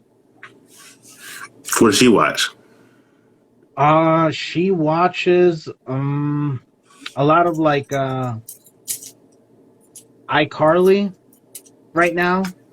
It's kind of weird when your kid watches something old like that, huh? It watches some shit called Bunk. Oh, Debunk. Wait, I think it's a Disney show. I know what you're talking about. My daughter watches a lot of she watches like old sitcoms. She like watching like Friends and Fresh Prince. I'm like, I used to watch that. She's like, no, she'll go back and watch these and binge seasons of it and just keep watching it. Like, that's so weird to me. I remember I was a kid. I used to watch my mom's reruns. Yeah, dude. I just told my daughter yesterday. I'm like, this shit again. I'm the type of person who'll just watch one thing, and if I finish a whole season, I probably won't watch it for like another year. I want to move on to other things that I haven't seen yet, and that's where my mind is. But reruns for her, man, for my little one. My girl too. My girl's the same way. I think it's kind of weird because I used to be the person who's watched like Sanford and Son. My mom's like, "What you watching this for?" I'm like, "Yeah, I don't know. I want to watch Sanford and Son." It's just weird. I'm a little kid watching that, and then now I'm older. I have a daughter, and my kid's watching Fresh Prince like it's brand new. Yeah, it's like that's like one of her shows. Like she just. Oh no, for sure. I hear that, man. Expression time. Man, there it is. Look at that. We're doing expressions. I'm sorry. Like another thing that when I talk to artists, man, I love hearing like horror stories. Do you have any horror stories with like clients or oh my god, horror? You want horror? Yeah, I want horror. You want horror? Chills. You want a horror story? Wait. Before that, I gotta ask. Is there something where you're touching keys on this shit, or it's all triggers. No, it's all triggers. I mean, I don't have my face recognition on. Like that's a camera. That's a camera. That's a camera. That's a camera. Eyes up, down. Hold on. Squint. Halfway bottom. Gilligan's Island. That was a shit. Mouth expressions. These are all keys. They're triggers. Nice. But when I'm talking though, it's like all things. And if I have my facial expressions on, I'll turn the camera on. It would like move and and blink, but sometimes it gets kind of wonky. Gilligan's Island was a shit. Yeah, I used to watch Gilligan's Island. So yeah, so horror stories. Come closer, children. Gather around the fire. I don't know why I sounded like a pirate, but time to tell you about horror stories. I don't know, man. My horror stories are, hey, can you draw this for me? Sure. How much you need? How much is your budget? I can do this. Well, I can do this if you do this. Okay, cool. And then you have the people who come into you and say, hey, this one guy here recently, he wanted to do an animation. I'm like, well, I'm kind of busy right now. I'm really not doing commissions. He's like, I like your animations. I like your 2D stuff. Do animation. So how long is it? He's like, a minute. I was like, oh man. I was like, well, man, I'm just a one-man studio. I really don't do a lot. Cool, man. Just, come on, just do an animation for me. And I'm like, so how much is your budget? Like, what are you trying to do? And he showed me an example of it. He's like, man, I got $50. He wanted me to do a 1-minute animation and color for $50. I'm like, I won't even do a walk cycle sketch for $50. Like, I don't know. It was kind of insulting. Damn. But he asked me to do, and I have the screenshot. I'm gonna post it on my timeline. I do it. He just asked me for $50 to do a 1-minute animation. I was like, well, man, if I had, I told him I really didn't have time. If I was gonna do it, full heartedly. But yeah, he said $50. Man, I had another zero. You right? Yeah, damn right. Jack wagons. Any tips or advice, man, you want to give to people either starting an animation or getting into it, or something advice that you wish they could have told you when you first started? Let's put it that way. The 12 principles of animation are used in, I don't care, like, here's the thing. Hold on, I have to change my facial expression. The thing about animation is this. Whether it's 2D, 3D, claymation, stop motion, whatever it is, whatever you're using to animate. I don't care if you're taking stills, pictures, whatever it is. Those 12 principles are used in every form of it. So the most important thing about animation is not your media, not that you use traditional pencils, not that you use Toon Boom or Clip Paint, or I don't even care if you're using Calipeg or Blender. That doesn't matter. None of that really matters. It is basically the 12 principles of animation, and are you getting your result that you want? That's the most important things. So if you want to do 3D, go full-fledged into 3D, but add those 12 principles in there. And 12 principles are like squash, stretch, anticipation, you gotta overshoot. There's 12 of them. There's a guy on YouTube. He has like millions and millions of views because he has the best explanations of those. Exaggerations, extremes, easy and ease out. Like, all those things are going to be used in animation. So if you know those, and I don't care if you're just drawing circles, I don't care if you're doing the angry orange, annoying orange thing. It doesn't matter. As long as you have those keys in there, you'll be fine. Because I think people look too much and say, well, they try to discourage you. You have to have Toon Boom. No, I don't use Toon Boom. You should use Photoshop. I don't use Photoshop. I use Flip-a-Clip. Like, that doesn't matter. If whatever works for you, if it works for you. Like, I don't believe in superior computers. I don't believe in superior phones. I believe in results. If your result is what you want it to be, it's fine. I don't care if you made a movie on an iPhone or you bought a Red camera. So I think that's the part. Because if you see a dope animation, like, I tell you what, this is called the animation challenge. Go find a guy who did, or art. It's a dope artist challenge. The dope artist challenge is to find an artist, right? And you go in their comments. I guarantee you're going to find one comment that says, "Hey, what program do you use?" Mm-hmm. It doesn't. I mean, I understand a suggestion, or hey, I'm looking to get into it. Boom.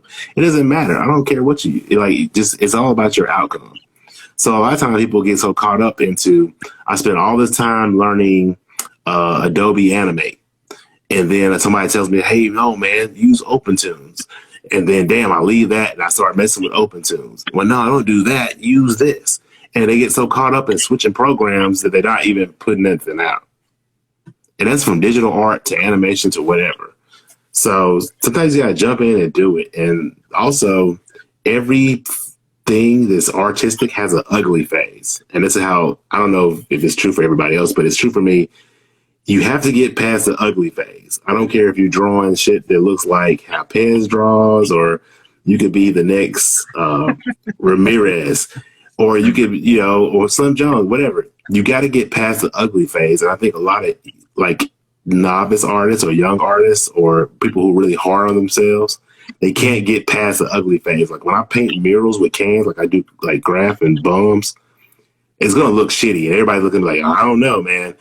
It's just get past the ugly phase and it'll develop. You got to be a cocoon before you become a butterfly. People want to see caterpillar, snap a finger, butterfly, and it's not that. It's got to be it has to develop. Look at Pez, single tier.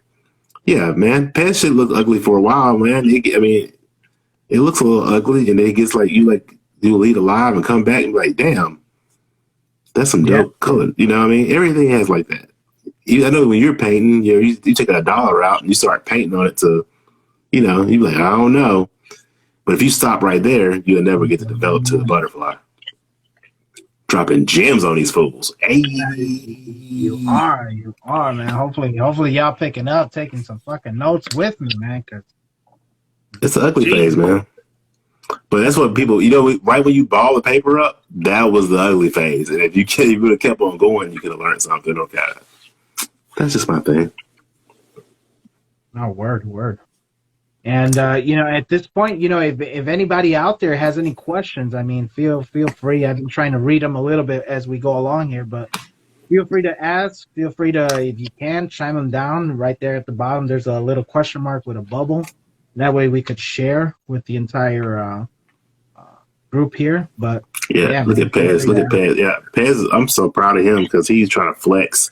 He was drawing with his Copics the other day, and I'm like, oh, look at him trying to flex. I got pencils and markers. I can do it the old school way. Yeah, Pez is a very, very creative individual, man. He's done not just traditional and digital, but he's also done like all these other pieces outside, with some of his prints, and she's created, like, he did this whole Death Note thing, and that shit's creative as fuck. It looked dope, and he's had other little side projects, man. So very creative guy, man. I like him. I like him a lot. He's all right. I might follow him. I like him. I might follow him, even though I do already. And if you do already, you could unfollow him. Yeah, don't follow him back. It's just my suggestion. But he has some of my favorite Demon Slayer drawings. No, he's definitely, man, leap and bounds, leveling up every day. So, yeah, man. I'm proud of that dude, man. He pushes me a lot, so I kind of got to thank him for that, man. He doesn't push me though. He don't even push me. He don't push me. He won't let me in his. I'm trying to sit with the cool kids in the drawing tables. You're doing animations, man, and you got merch and all that. You're way ahead of us, man. Man, look here. It takes an email address, a couple drawings, and you can have merch tonight. I use you can go to Shopify, Printify. There's a million sites. I'm just pulling your leg, man. I got Redbubble, Redbubble, for all you folks out there. There's another one too, man. They have some good all over prints. Mm-hmm. Like print from the whole shirt. It's good. Yeah. Yeah, not only shirts, you want your face on a mug or whatever, then they definitely got you on that too. So Zima. What about let's see, what about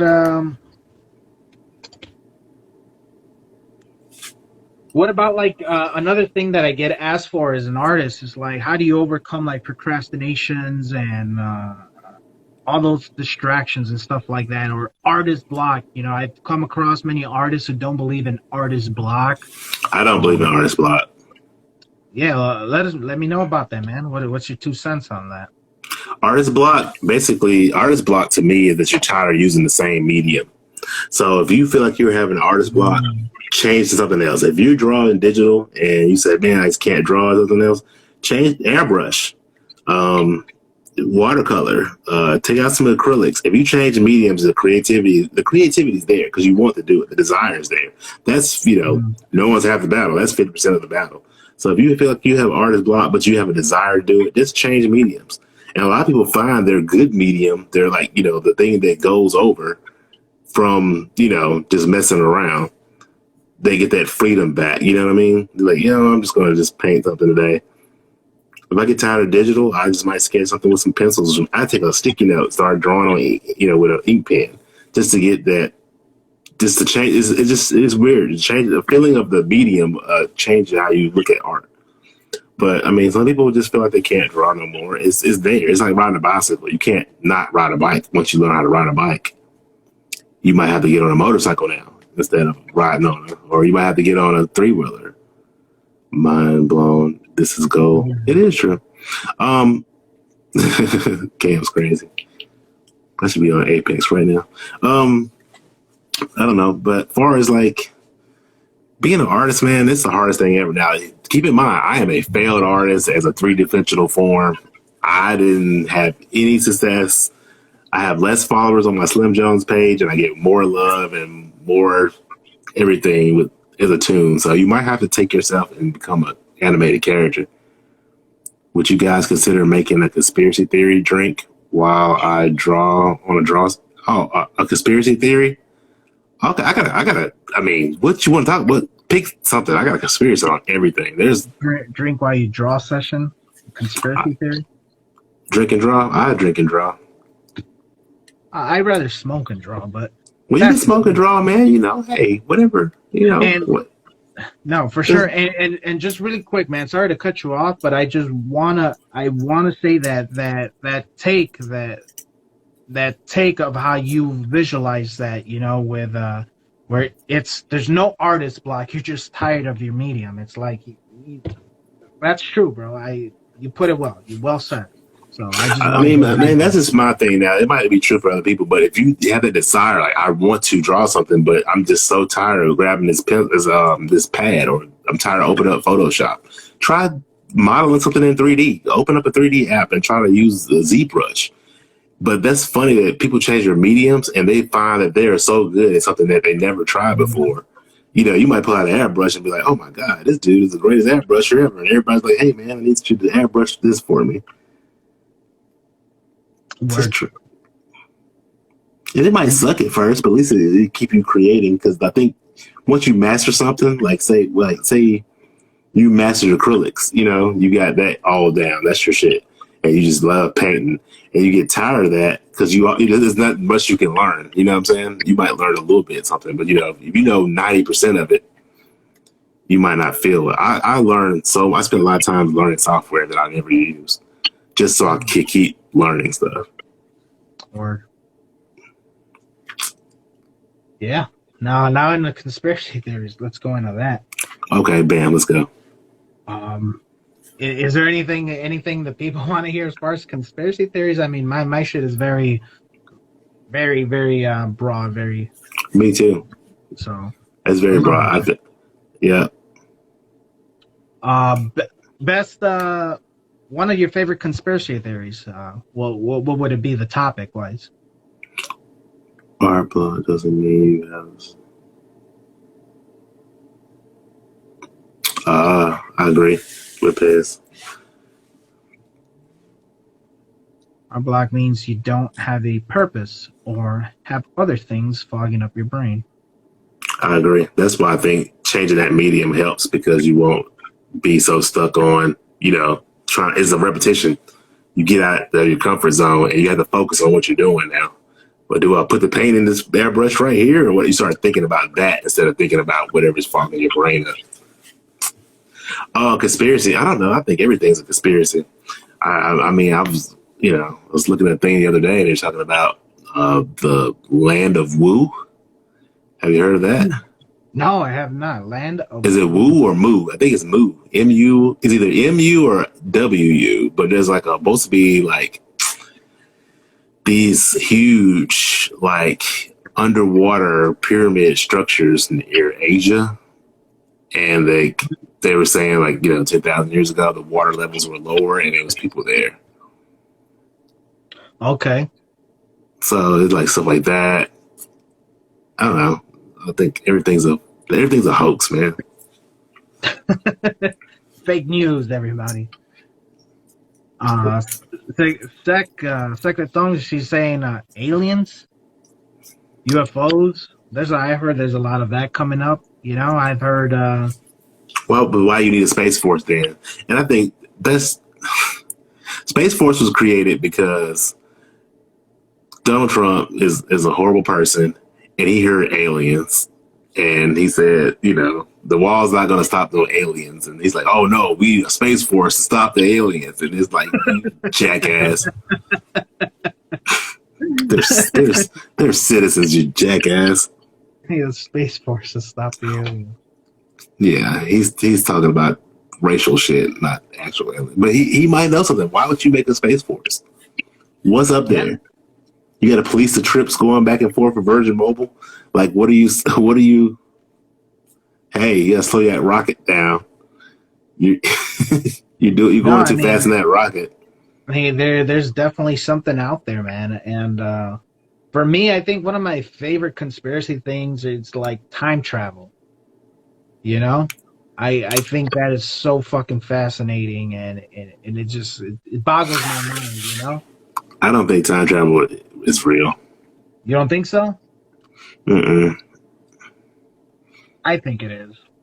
One of my favorite, in Endgame, when they're talking about time travel, he's like, high tub time machine, built an excellent adventure. Like, he's naming all the movies. He's like, we can't do that. What you mean? Like, it has. Yeah, for me, I don't know. I mean, logically speaking, if you want to time travel, right? Obviously, that means you have to build these machines or this apparatus to make you travel. And then you go into this whole quantum theory shit where supposedly, there's multiple universes, the multiverse. There's multiple universes where, Zim is, a host here, but in the other world, he could be a millionaire, Right. And during this theory, it says that everything that has been and will be is already happening simultaneously, right? So if that's true, that means that whatever's going on in the future is happening now in this other world dimension. But there's no future, though. Yeah. And if that's what's up, then if the future is already taking place, then that means that time travel has to exist in order for you to get back, right? I mean, as far as going back to it, now that's a different story. Well, the thing about time travel is you got to understand that the construct of time itself is not real. Time does not exist. It's a perspective. It's a unit of measure. Time does not exist. So it's all perspective. It's all about how you experience time, as far as speed and gravity. So in order for you to go, you have to move so fast. Or not.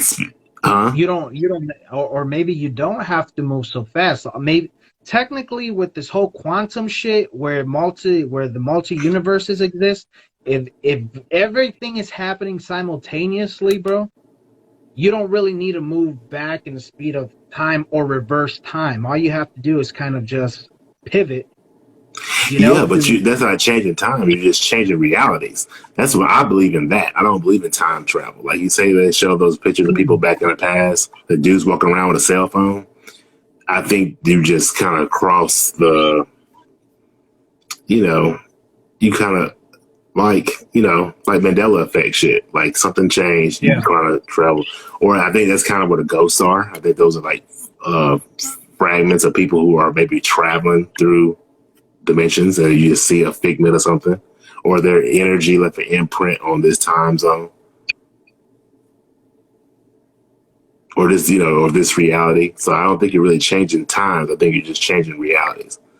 So if you go back in time, say you're able to move and shift or whatever vibrations, or you move and you're in a parallel plane, you're not on your time. You're not on your timeline. You're actually in another dimension.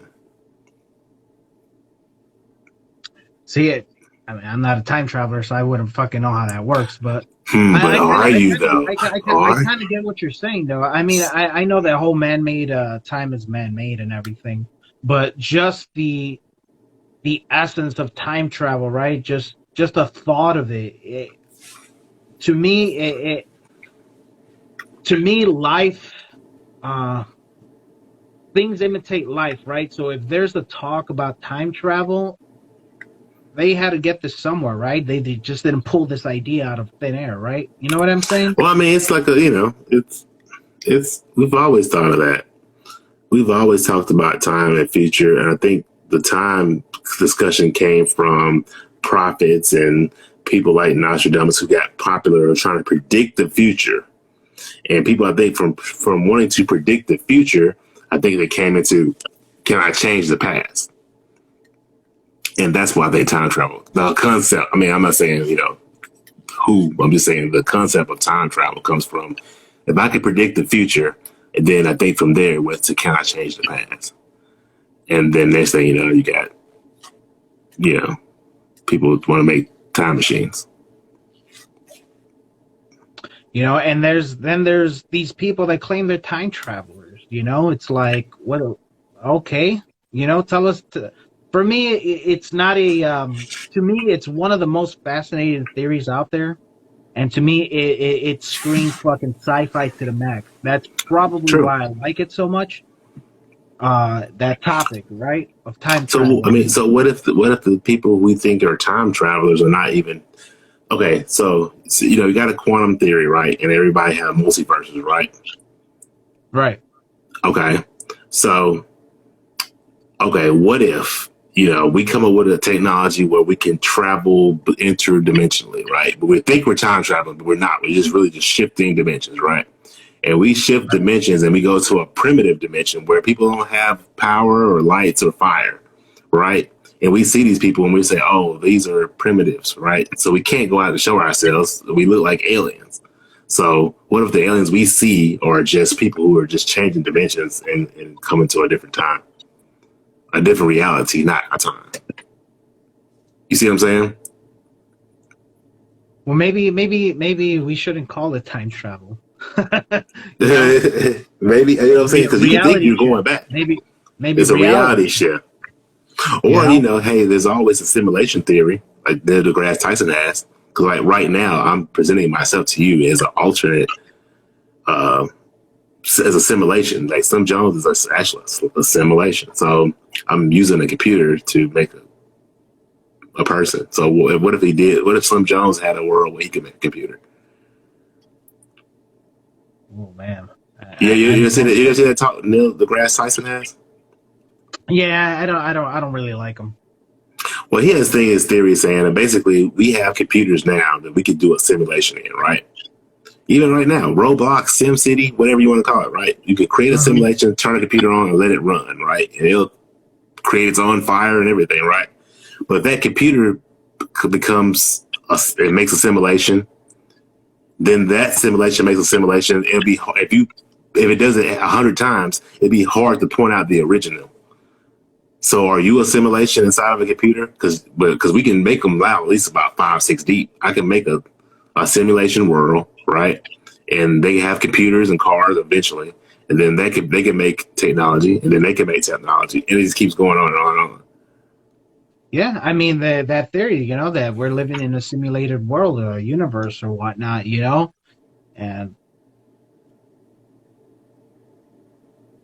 I mean, like, right?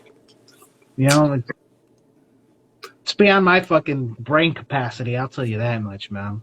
It's not beyond your brain capacity. I think it's just beyond. There's no certainty. They're just all theories. See, the funny thing about conspiracy theory, people put on, or whatever, it's theory at the end of the day. Like how I said Jeff Bezos is Lex Luthor and he hates Batman. I mean, he hates Superman. It's a theory. Is it true? We don't know. But there's a lot of there's a lot of he's bald headed. He looks like Lex Luthor. He clearly hates Superman. Richest man on the planet, so very much Lex Luthor. But that's my theory. You know what I mean? I stand behind that theory, though. I thought of that too. I really do. He's evil, man. I think he is. Fuck Jeff Bezos. I said it. Yeah, I'm not saying it, but yeah. I have a Prime account and I don't want nothing to happen to my credit card. The only reason I have a Prime account is just to watch Invincible, and that's it. Well, I hate Superman as well. Yeah, I mean, I don't hate him. I dislike him. No, I hate him. Like, I hate Superman. He's what's wrong with the entire world. That's another can of worms there. Let's what about Superman? Yeah. Well, you think about it. Superman comes down and everybody hates every. Okay, let's think of it. Name an alien that was welcomed, that wasn't hunted down by the CIA or the FBI and shot at. Like E.T., this little thing looks like he didn't have knees, and they tried to kill E.T. and study him. Superman comes down and he's allegory Jesus. Like, we got to follow and praise Superman. Like, he's okay. He looks like a white guy. There's no problem with that. But every other alien, Martian Manhunter, he has to hide. Every alien is always hunted down. We don't trust it. But Superman, he caught a car. He caught a car. Yeah. Like, he looks humanoid enough. He caught a car. He's okay. Everything else is, whoa, just shoot it. Shoot it first. We'll figure it out later. We'll slice it up and put it in a slide, look at it on a microscope. But Superman was well accepted, and I don't like that. It's very scary. To me it's more of a superhero version of Jesus Christ, you could kind of say. It's an allegory. It's an allegory to it's an allegory to Jesus. Well, there's a theory. You heard Superman theory? No, I haven't. What is that? Oh, so Superman, his name is Kal-El, right? Kal-El? Yeah. Okay, so that the S on his chest is like a Hebrew symbol, right? So all the angels end in L. Gabriel, Raphael, yeah. So that's an L thing. So like Superman is like really like an angel. That's weird. Kal-El. Yeah, that's crazy. Never thought of that. Dude, this whole fucking interview has been nothing but mind blowing, man. Yeah, most angels have EL in their name, and I don't know what that is about. But yeah, some crazy stuff. Yeah, that's crazy. In the world. What in the world? In the world. Man, is there any other time? What the fuck? Is there down in front? Hey, you. Is there anything else you want to talk about, man? Let's do the bootleg movie version. Down in front. Yeah, man. Nah, you be watching the bootleg. Yeah. You always watching bootleg DVDs. You get like, great. And then you have that shit going out for like 1 minute. What? Watch it. What a popcorn. Like, oh yeah. I gotta go pee. Right. I might use this to do one of those. Remember those movie science theater things? Mystery Space Odyssey? You remember? There was these three. There was a guy. He had these little 2 robot looking things. And they would sit there and watch old movies and trash them. Nah, I don't. Mystery Science Theater 3000, I think. Mystery. I do not remember. Oh, this is old show, yeah. And they would sit there and do voiceovers for the whole show. They would watch these old movies, like space movies, space operas, and kung fu movies, and do a whole other storyline about them. It was like the original, like TikTok, Instagram shit. Everybody does voiceovers. Yeah, no, I don't remember that. The only thing I remember from movies is just a little popcorn and all of those little things dancing. You know, let's all go to the lobby type shit. Oh yeah, that propaganda and programming people to. Exactly.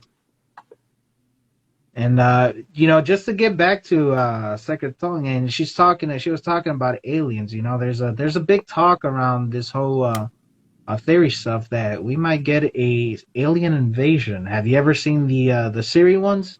It's like, or hey Siri, or not Siri. What's her name? Alexa. Alexa. You know, what's up with I think it's February 22, 2022. She's like, oh yeah, there will be an alien invasion. It's like, what the fuck? What's going on? I mean, look at the world. I mean, what else was left? I mean, the only thing we're missing is a Titan or Gaia or aliens. I mean, we've checked the list off of everything. So here's my thing with this whole. I'm one of those that'll call it a plandemic because I think that's what it is. With everything that's going on with Project Bluebeam, with this whole alien invasion thing, there's talks about U.S. going into war with Russia pretty soon. You know what I mean? So I'm thinking big push for the New World Order, one world government, one world currency. Everyone gathers around. They kick the UFOs out of here, out of planet Earth, and now we have to create this big one world order, right? I think this is where we're headed, bro. Well, I mean, that's the only thing. That's the only thing that can bring humans together because humans are shitty, right? Toons are great. Humans are shitty. So the only way you can bring people together, you have to have a common enemy.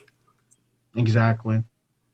There's no common threat against humanity other than humanity. I think this is where it's headed. Everyone, common thread, UFOs, blah, blah, blah. UFOs good, humanity even better. Let's create a one world order. Well, why not? You know, can we get together on something? Like, I don't care. Just take the world to shit. I mean, what can we do? If we're going to go down, can we go down together? I mean, how are you going to get mutants and X-Men if we don't have kind of oppressive government? You know what I mean? Go take a swim at Fukushima. That'll give you some powers. Give you a second head or something. We're not gonna get powers. The powers coming from the COVID vaccine. You're right. You're right. Hopefully. You ever seen that one where the dude he's taking it? He's like, oh well, your next dose. He's like, no need. I already got all 5 of them. You ever seen that one? Oh, he had all 5. He had all 5 of the vaccines. Yeah, he's so it's on a TikTok. You know, you see him getting plucked and stuff, and he's all like, "Oh, sir, well, you got to come back in a month and come back for your second dose." He's like, "No need." It's like I already have all 5 of them, with all 5 powers flowing in me. You know, it's like snap. He's why be immune when you could be invincible? Oh man. I was like, oh, did it cut to the title of Invincible like the show does? No. That'd have been so great. That would have been fucking dope. But it's funny though. It's about a good 30 seconds, man. It's fucking hilarious. Why be in if I could be because on the TV show every time they say Invincible it would cut to the title. Oh yeah. That's badass. God, I should direct. You should make a little short film. I mean, you're already Toon or animate. They're not ready. I want to do like a real. You gotta go to my page. I want to work on a real. Like I have a real anime. It's gonna be cool. I don't think it's gonna be about Slim Jones. I think I'm gonna make it about a character that way. It can. I think Slim Jones will be a character in it, maybe, but I don't. I think I need another character. Something something that like Paz would watch. A little cute character that cries all the time, and I can be great. Make it right with Slim Jones. I can be the greatest. Crying all the time, like freaking punk ass Deku. I hate Deku, man. I like that story. I like it, his his sobbiness and little crybaby. Yeah, he's a little bitch now, but I think he's gonna grow up to be great. He's the You know? least interesting character on that whole entire show. That's like saying like you make an X-Men all about Scott. Right. Yeah, I knew it. I knew you were gonna say. It's the equivalent, right? Yeah, pretty much. Don't have like Scott didn't storm the Capitol. Yeah, I don't like Cyclops. I don't either. Fuck Cyclops. I said it too. Yeah, I'll say that. Fuck Cyclops. I agree with that. Hold on. Let me get the wait, what button is it? Up you. Yes, you. Fuck Cyclops. Nobody likes Cyclops. Scott is a Trump supporter and he stormed the Capitol. I seen him there. It's a guy who looks just like Scott. I seen him. Yeah. Wearing red glasses and everything. Mm-hmm. And he's a domestic abuser. That's why Jean Grey's always fainting all the time. Oh, He won't let her eat nothing. And he's like just being abusive and manipulative to her. And she just like, and she's trying to get away from him, and she can't get away from him. He's bringing her back. She's always running off to Logan, you know, and if she wants to ignore both of them, she just goes flying into space as Phoenix. And that's what I hate. I don't like those spacey Marvel stuff. Yeah. I like Surfer. Yeah, Surfer. I like Super Skrull. Yeah. I like Doctor Doom, and outside of that, I really don't care for spaces. I don't like Fantastic Four, but I love Doctor Doom. Yeah, for me, it's just Silver Surfer, probably as far as spacey and cosmic shit goes. Galactus is dope. And then Silver Surfer is horrible, though. You know that? Who? Silver Surfer he's more of a villain than anything. Yeah, he's an asshole. He's a conqueror of worlds. So save my planet. Screw those people. Eat them. Don't eat me. He's almost like the Omni-Man of the Marvel Universe type shit. He is Omni-Man as hell. Yes. He goes out there and looks for these fucking things to conquer. I mean, I didn't say anything. Spoiler alert. After the fact, but yeah. I should have said that. Probably. Spoiler alert? Oh, there's no spoiler. If you guys ain't seeing it, then y'all just missing out. Period. Slim, I think we're gonna have to bring this to a close. I gotta fucking eat some shit before my pizza and appearance with the con show, the drawn con show. Pepperoni and pineapple. Oh, dude, no, pepperoni, please. It's all right. That's cool, man. Hopefully I catch you on drawings and I jump in there with you, man, do some drawings. My name is Simon, and I love to do drawings. Yeah, and it's just I don't really want to touch on the past, but it's I've had some stuff going on family wise, so I've been MIA. Right. But hopefully now it's starting today. I'm back on track, and you guys will see me a little bit more. Before we leave, though, we do got to do this contest that I hold every week or every time on the show. So let me see. Let's select the winner, shall we?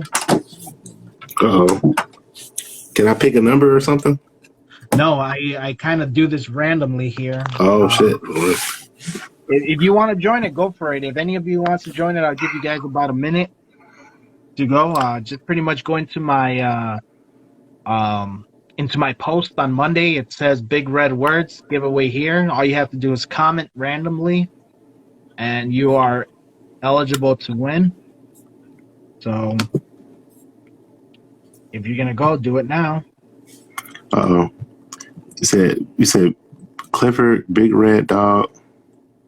Clifford, Big Red Dog. Wait, you said go to Big Red what? No.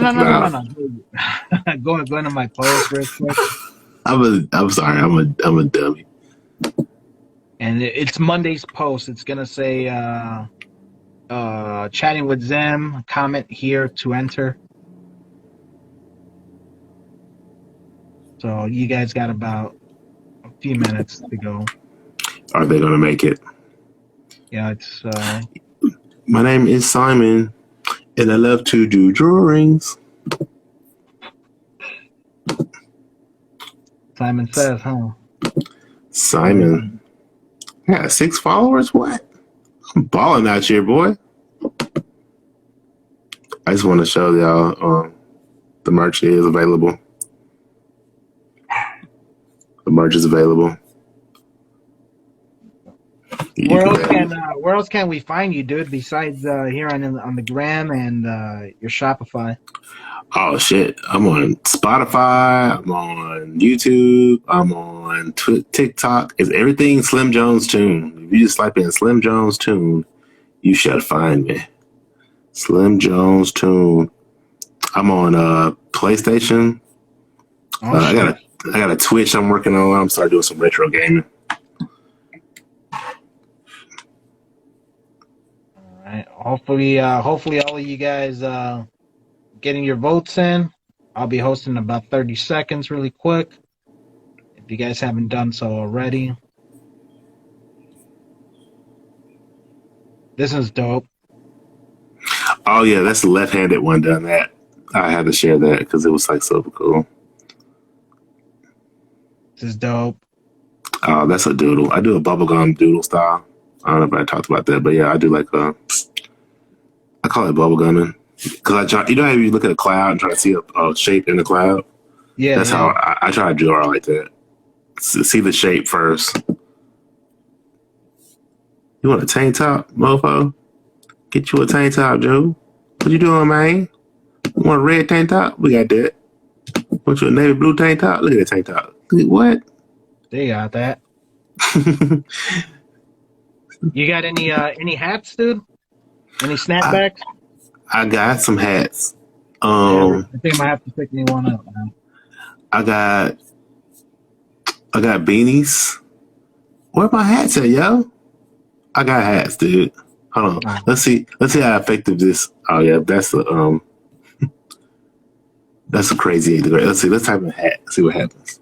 Let's see how effective this boom hat. Oh snap! Look at that! Look at that! What? Oh, damn.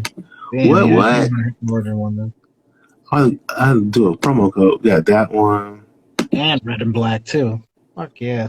I got red and black. I got yellow and gold. Hold on. Yeah. Wait. Hold on. What the color is it? Wait. What you doing, man?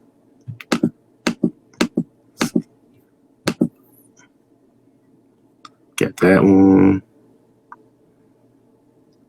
That's your favorite colors. Look, red, black, gold. See, boom, red, black, gold, all on one hat. Shit, I can't wear that one though. I think I get my ass kicked if I walk around with those colors out here where I'm at. Where you in Chicago? Yeah. They be like, he's a vice lord. Shoot that fool. He's a fucking king. He's a fucking whatever. What about orange? Oh, that red and black one's the shit right there. Okay. That one's dope. Yeah. I'm gonna hit that up after this thing. Well, thank you, brother. I appreciate you. So you might, in a couple weeks, depending on how long it gets here, you'll probably see it on one of my lives. I try to promote stuff on the lives for other artists now. Do you see this shirt? It says John Walker, Actual America. Not my cap. Yeah, he's not my cap. My cap wasn't the album. Should have put no cap. No cap, right? Mm-hmm. No cap. All right, guys. I think I gave you guys enough time. Let's drop it. You want a drum roll? Yeah. Let's see. Comments. There goes a button. Somebody asked me about a pen earlier. I got some buttons. What a button, but Karate Man bleed on the inside.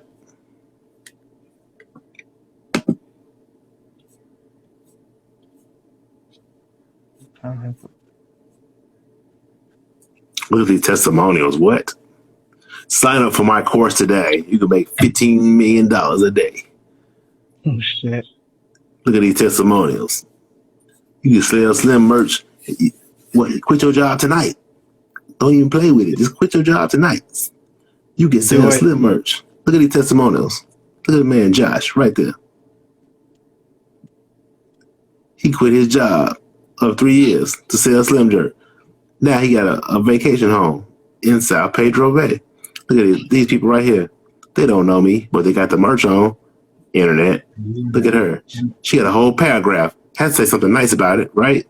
Yeah, you can trust her. Look at that. And the winner here, we got Blackjack Davy is this week's winner. So. Oh, snap. Show them what they've won, Johnny. So congrats to Blackjack Davy. Blackjack. Oh, they got DC Justice. What that is? They got a book? They got a comic book? Yeah, it's a cover I did a couple of years ago. That's dope. A cover for who? DC? No. It's one of those blank sketch covers. Dude, that looks so official legit. That is dope, man. That is real good. Thank you. I thought that was like the real cover. I'm like, damn, man. That is dope. Yeah. Thank you, sir. Appreciate that. That's legit. I thought you like, damn, man. I didn't know he worked for DC. Not yet. Screw DC. Yeah. Don't do DC. You know why? Why is that? Oh, no. I got you, bro. I'll sign you off if it dies out. There it is. Blackjack Davy, you're this week's winner. I'm going to actually ship all these out to you. I'm going to try to get the other ones, and I'll mail you out the whole set, man. Blackjack Davy, go follow. So he's tonight's winner, this week's winner. And make sure you guys hit up tomorrow on Monday. I will go ahead and everything resets on Monday, right? So that way you guys can get onto the next one. That being said, big thanks to Slimjonestoon, man. Fucking awesome guest, dude. I couldn't think of anybody better that I could come back, back in the game with and stuff. So Slimjonestoon, you guys can find him everywhere, YouTube, TikTok. Make sure you guys give him a follow. Check out his shop. The link is in the bio right here on the gram, so that'll make it a little easier. As it is a little long, but link in the bio. Check them out. Give them a follow. Of course, keep checking out Live with 7. Check out the homies, the Monstrous Art Clan, the Mac Squad here on Instagram. So Monstrous Art Clan, all one word. We also have a .com. We're gonna do a little something coming up in the next month in the background. So there's a lot of things. Keep looking forward to that. Check out the stories. And check out all the other artists on the squad as well, right? I know Gutter Baby's part of it. Thalo Halo, Bruce 13. You guys saw them here on the live, so make sure you guys go check them out. They are part of the Pez as well, Ivan Sandoval, and many more. I myself. Once again, Slimjonestoon, thank you, man, very much. Next week, guys, come in. We got it looks like it's going to be a double header next week. We got JJ Arts. He's going to be a returning artist. We know him by another name. There's a lot of things that happen, and he's going to give us his side of the story of what happened, why he had to change his name, graffiti artist. So if you guys are into that, make sure you come back. And we also have Eddie Draws It. Eddie Draws It. I met him on the Apple Clubhouse, and then I followed him here on the gram. Great guy, amazing artist as well. He does a lot of fan work or pop art, however you guys want to call it. So double header, and that's going to be going on next week. So that's going to be episode 105 and 106 on the same day. So stay tuned for that. And then after that, closing the month off, we have Botello Art 323, part of the Monsters Art Clan as well. He's going to be joining us and closing out the last Sunday of this month, right? And catch me in about 36 minutes. I'm going to be on with the guys over at the Drawn Con show. So I'm going to be sketching with them. Let's see what we come out. Going to go back to a little traditional, maybe more than likely. And yeah, we're just gonna have some fun. Let me go get some grub before I come back in 30 minutes. Make sure you guys are following the Drawn Con Show. That's Con Artist Graphic Design or Jace_Drawn. If you guys can't really find them or can't remember the name, go back to my IGTV. They are my last interview, episode 103, the Drawn Con Show. So yeah, join us in about 35 minutes. Once again, thank you, Gutter. Thank you guys very much. Once again, please love one another. Love if you guys have family around, love them, hug them, kiss them, tell them you love them. Life is short, right? That being said, I'm your host, Zim Zimma. This has been Chatting with Zim, episode 104. Slimjonestoon. Make sure you guys go follow.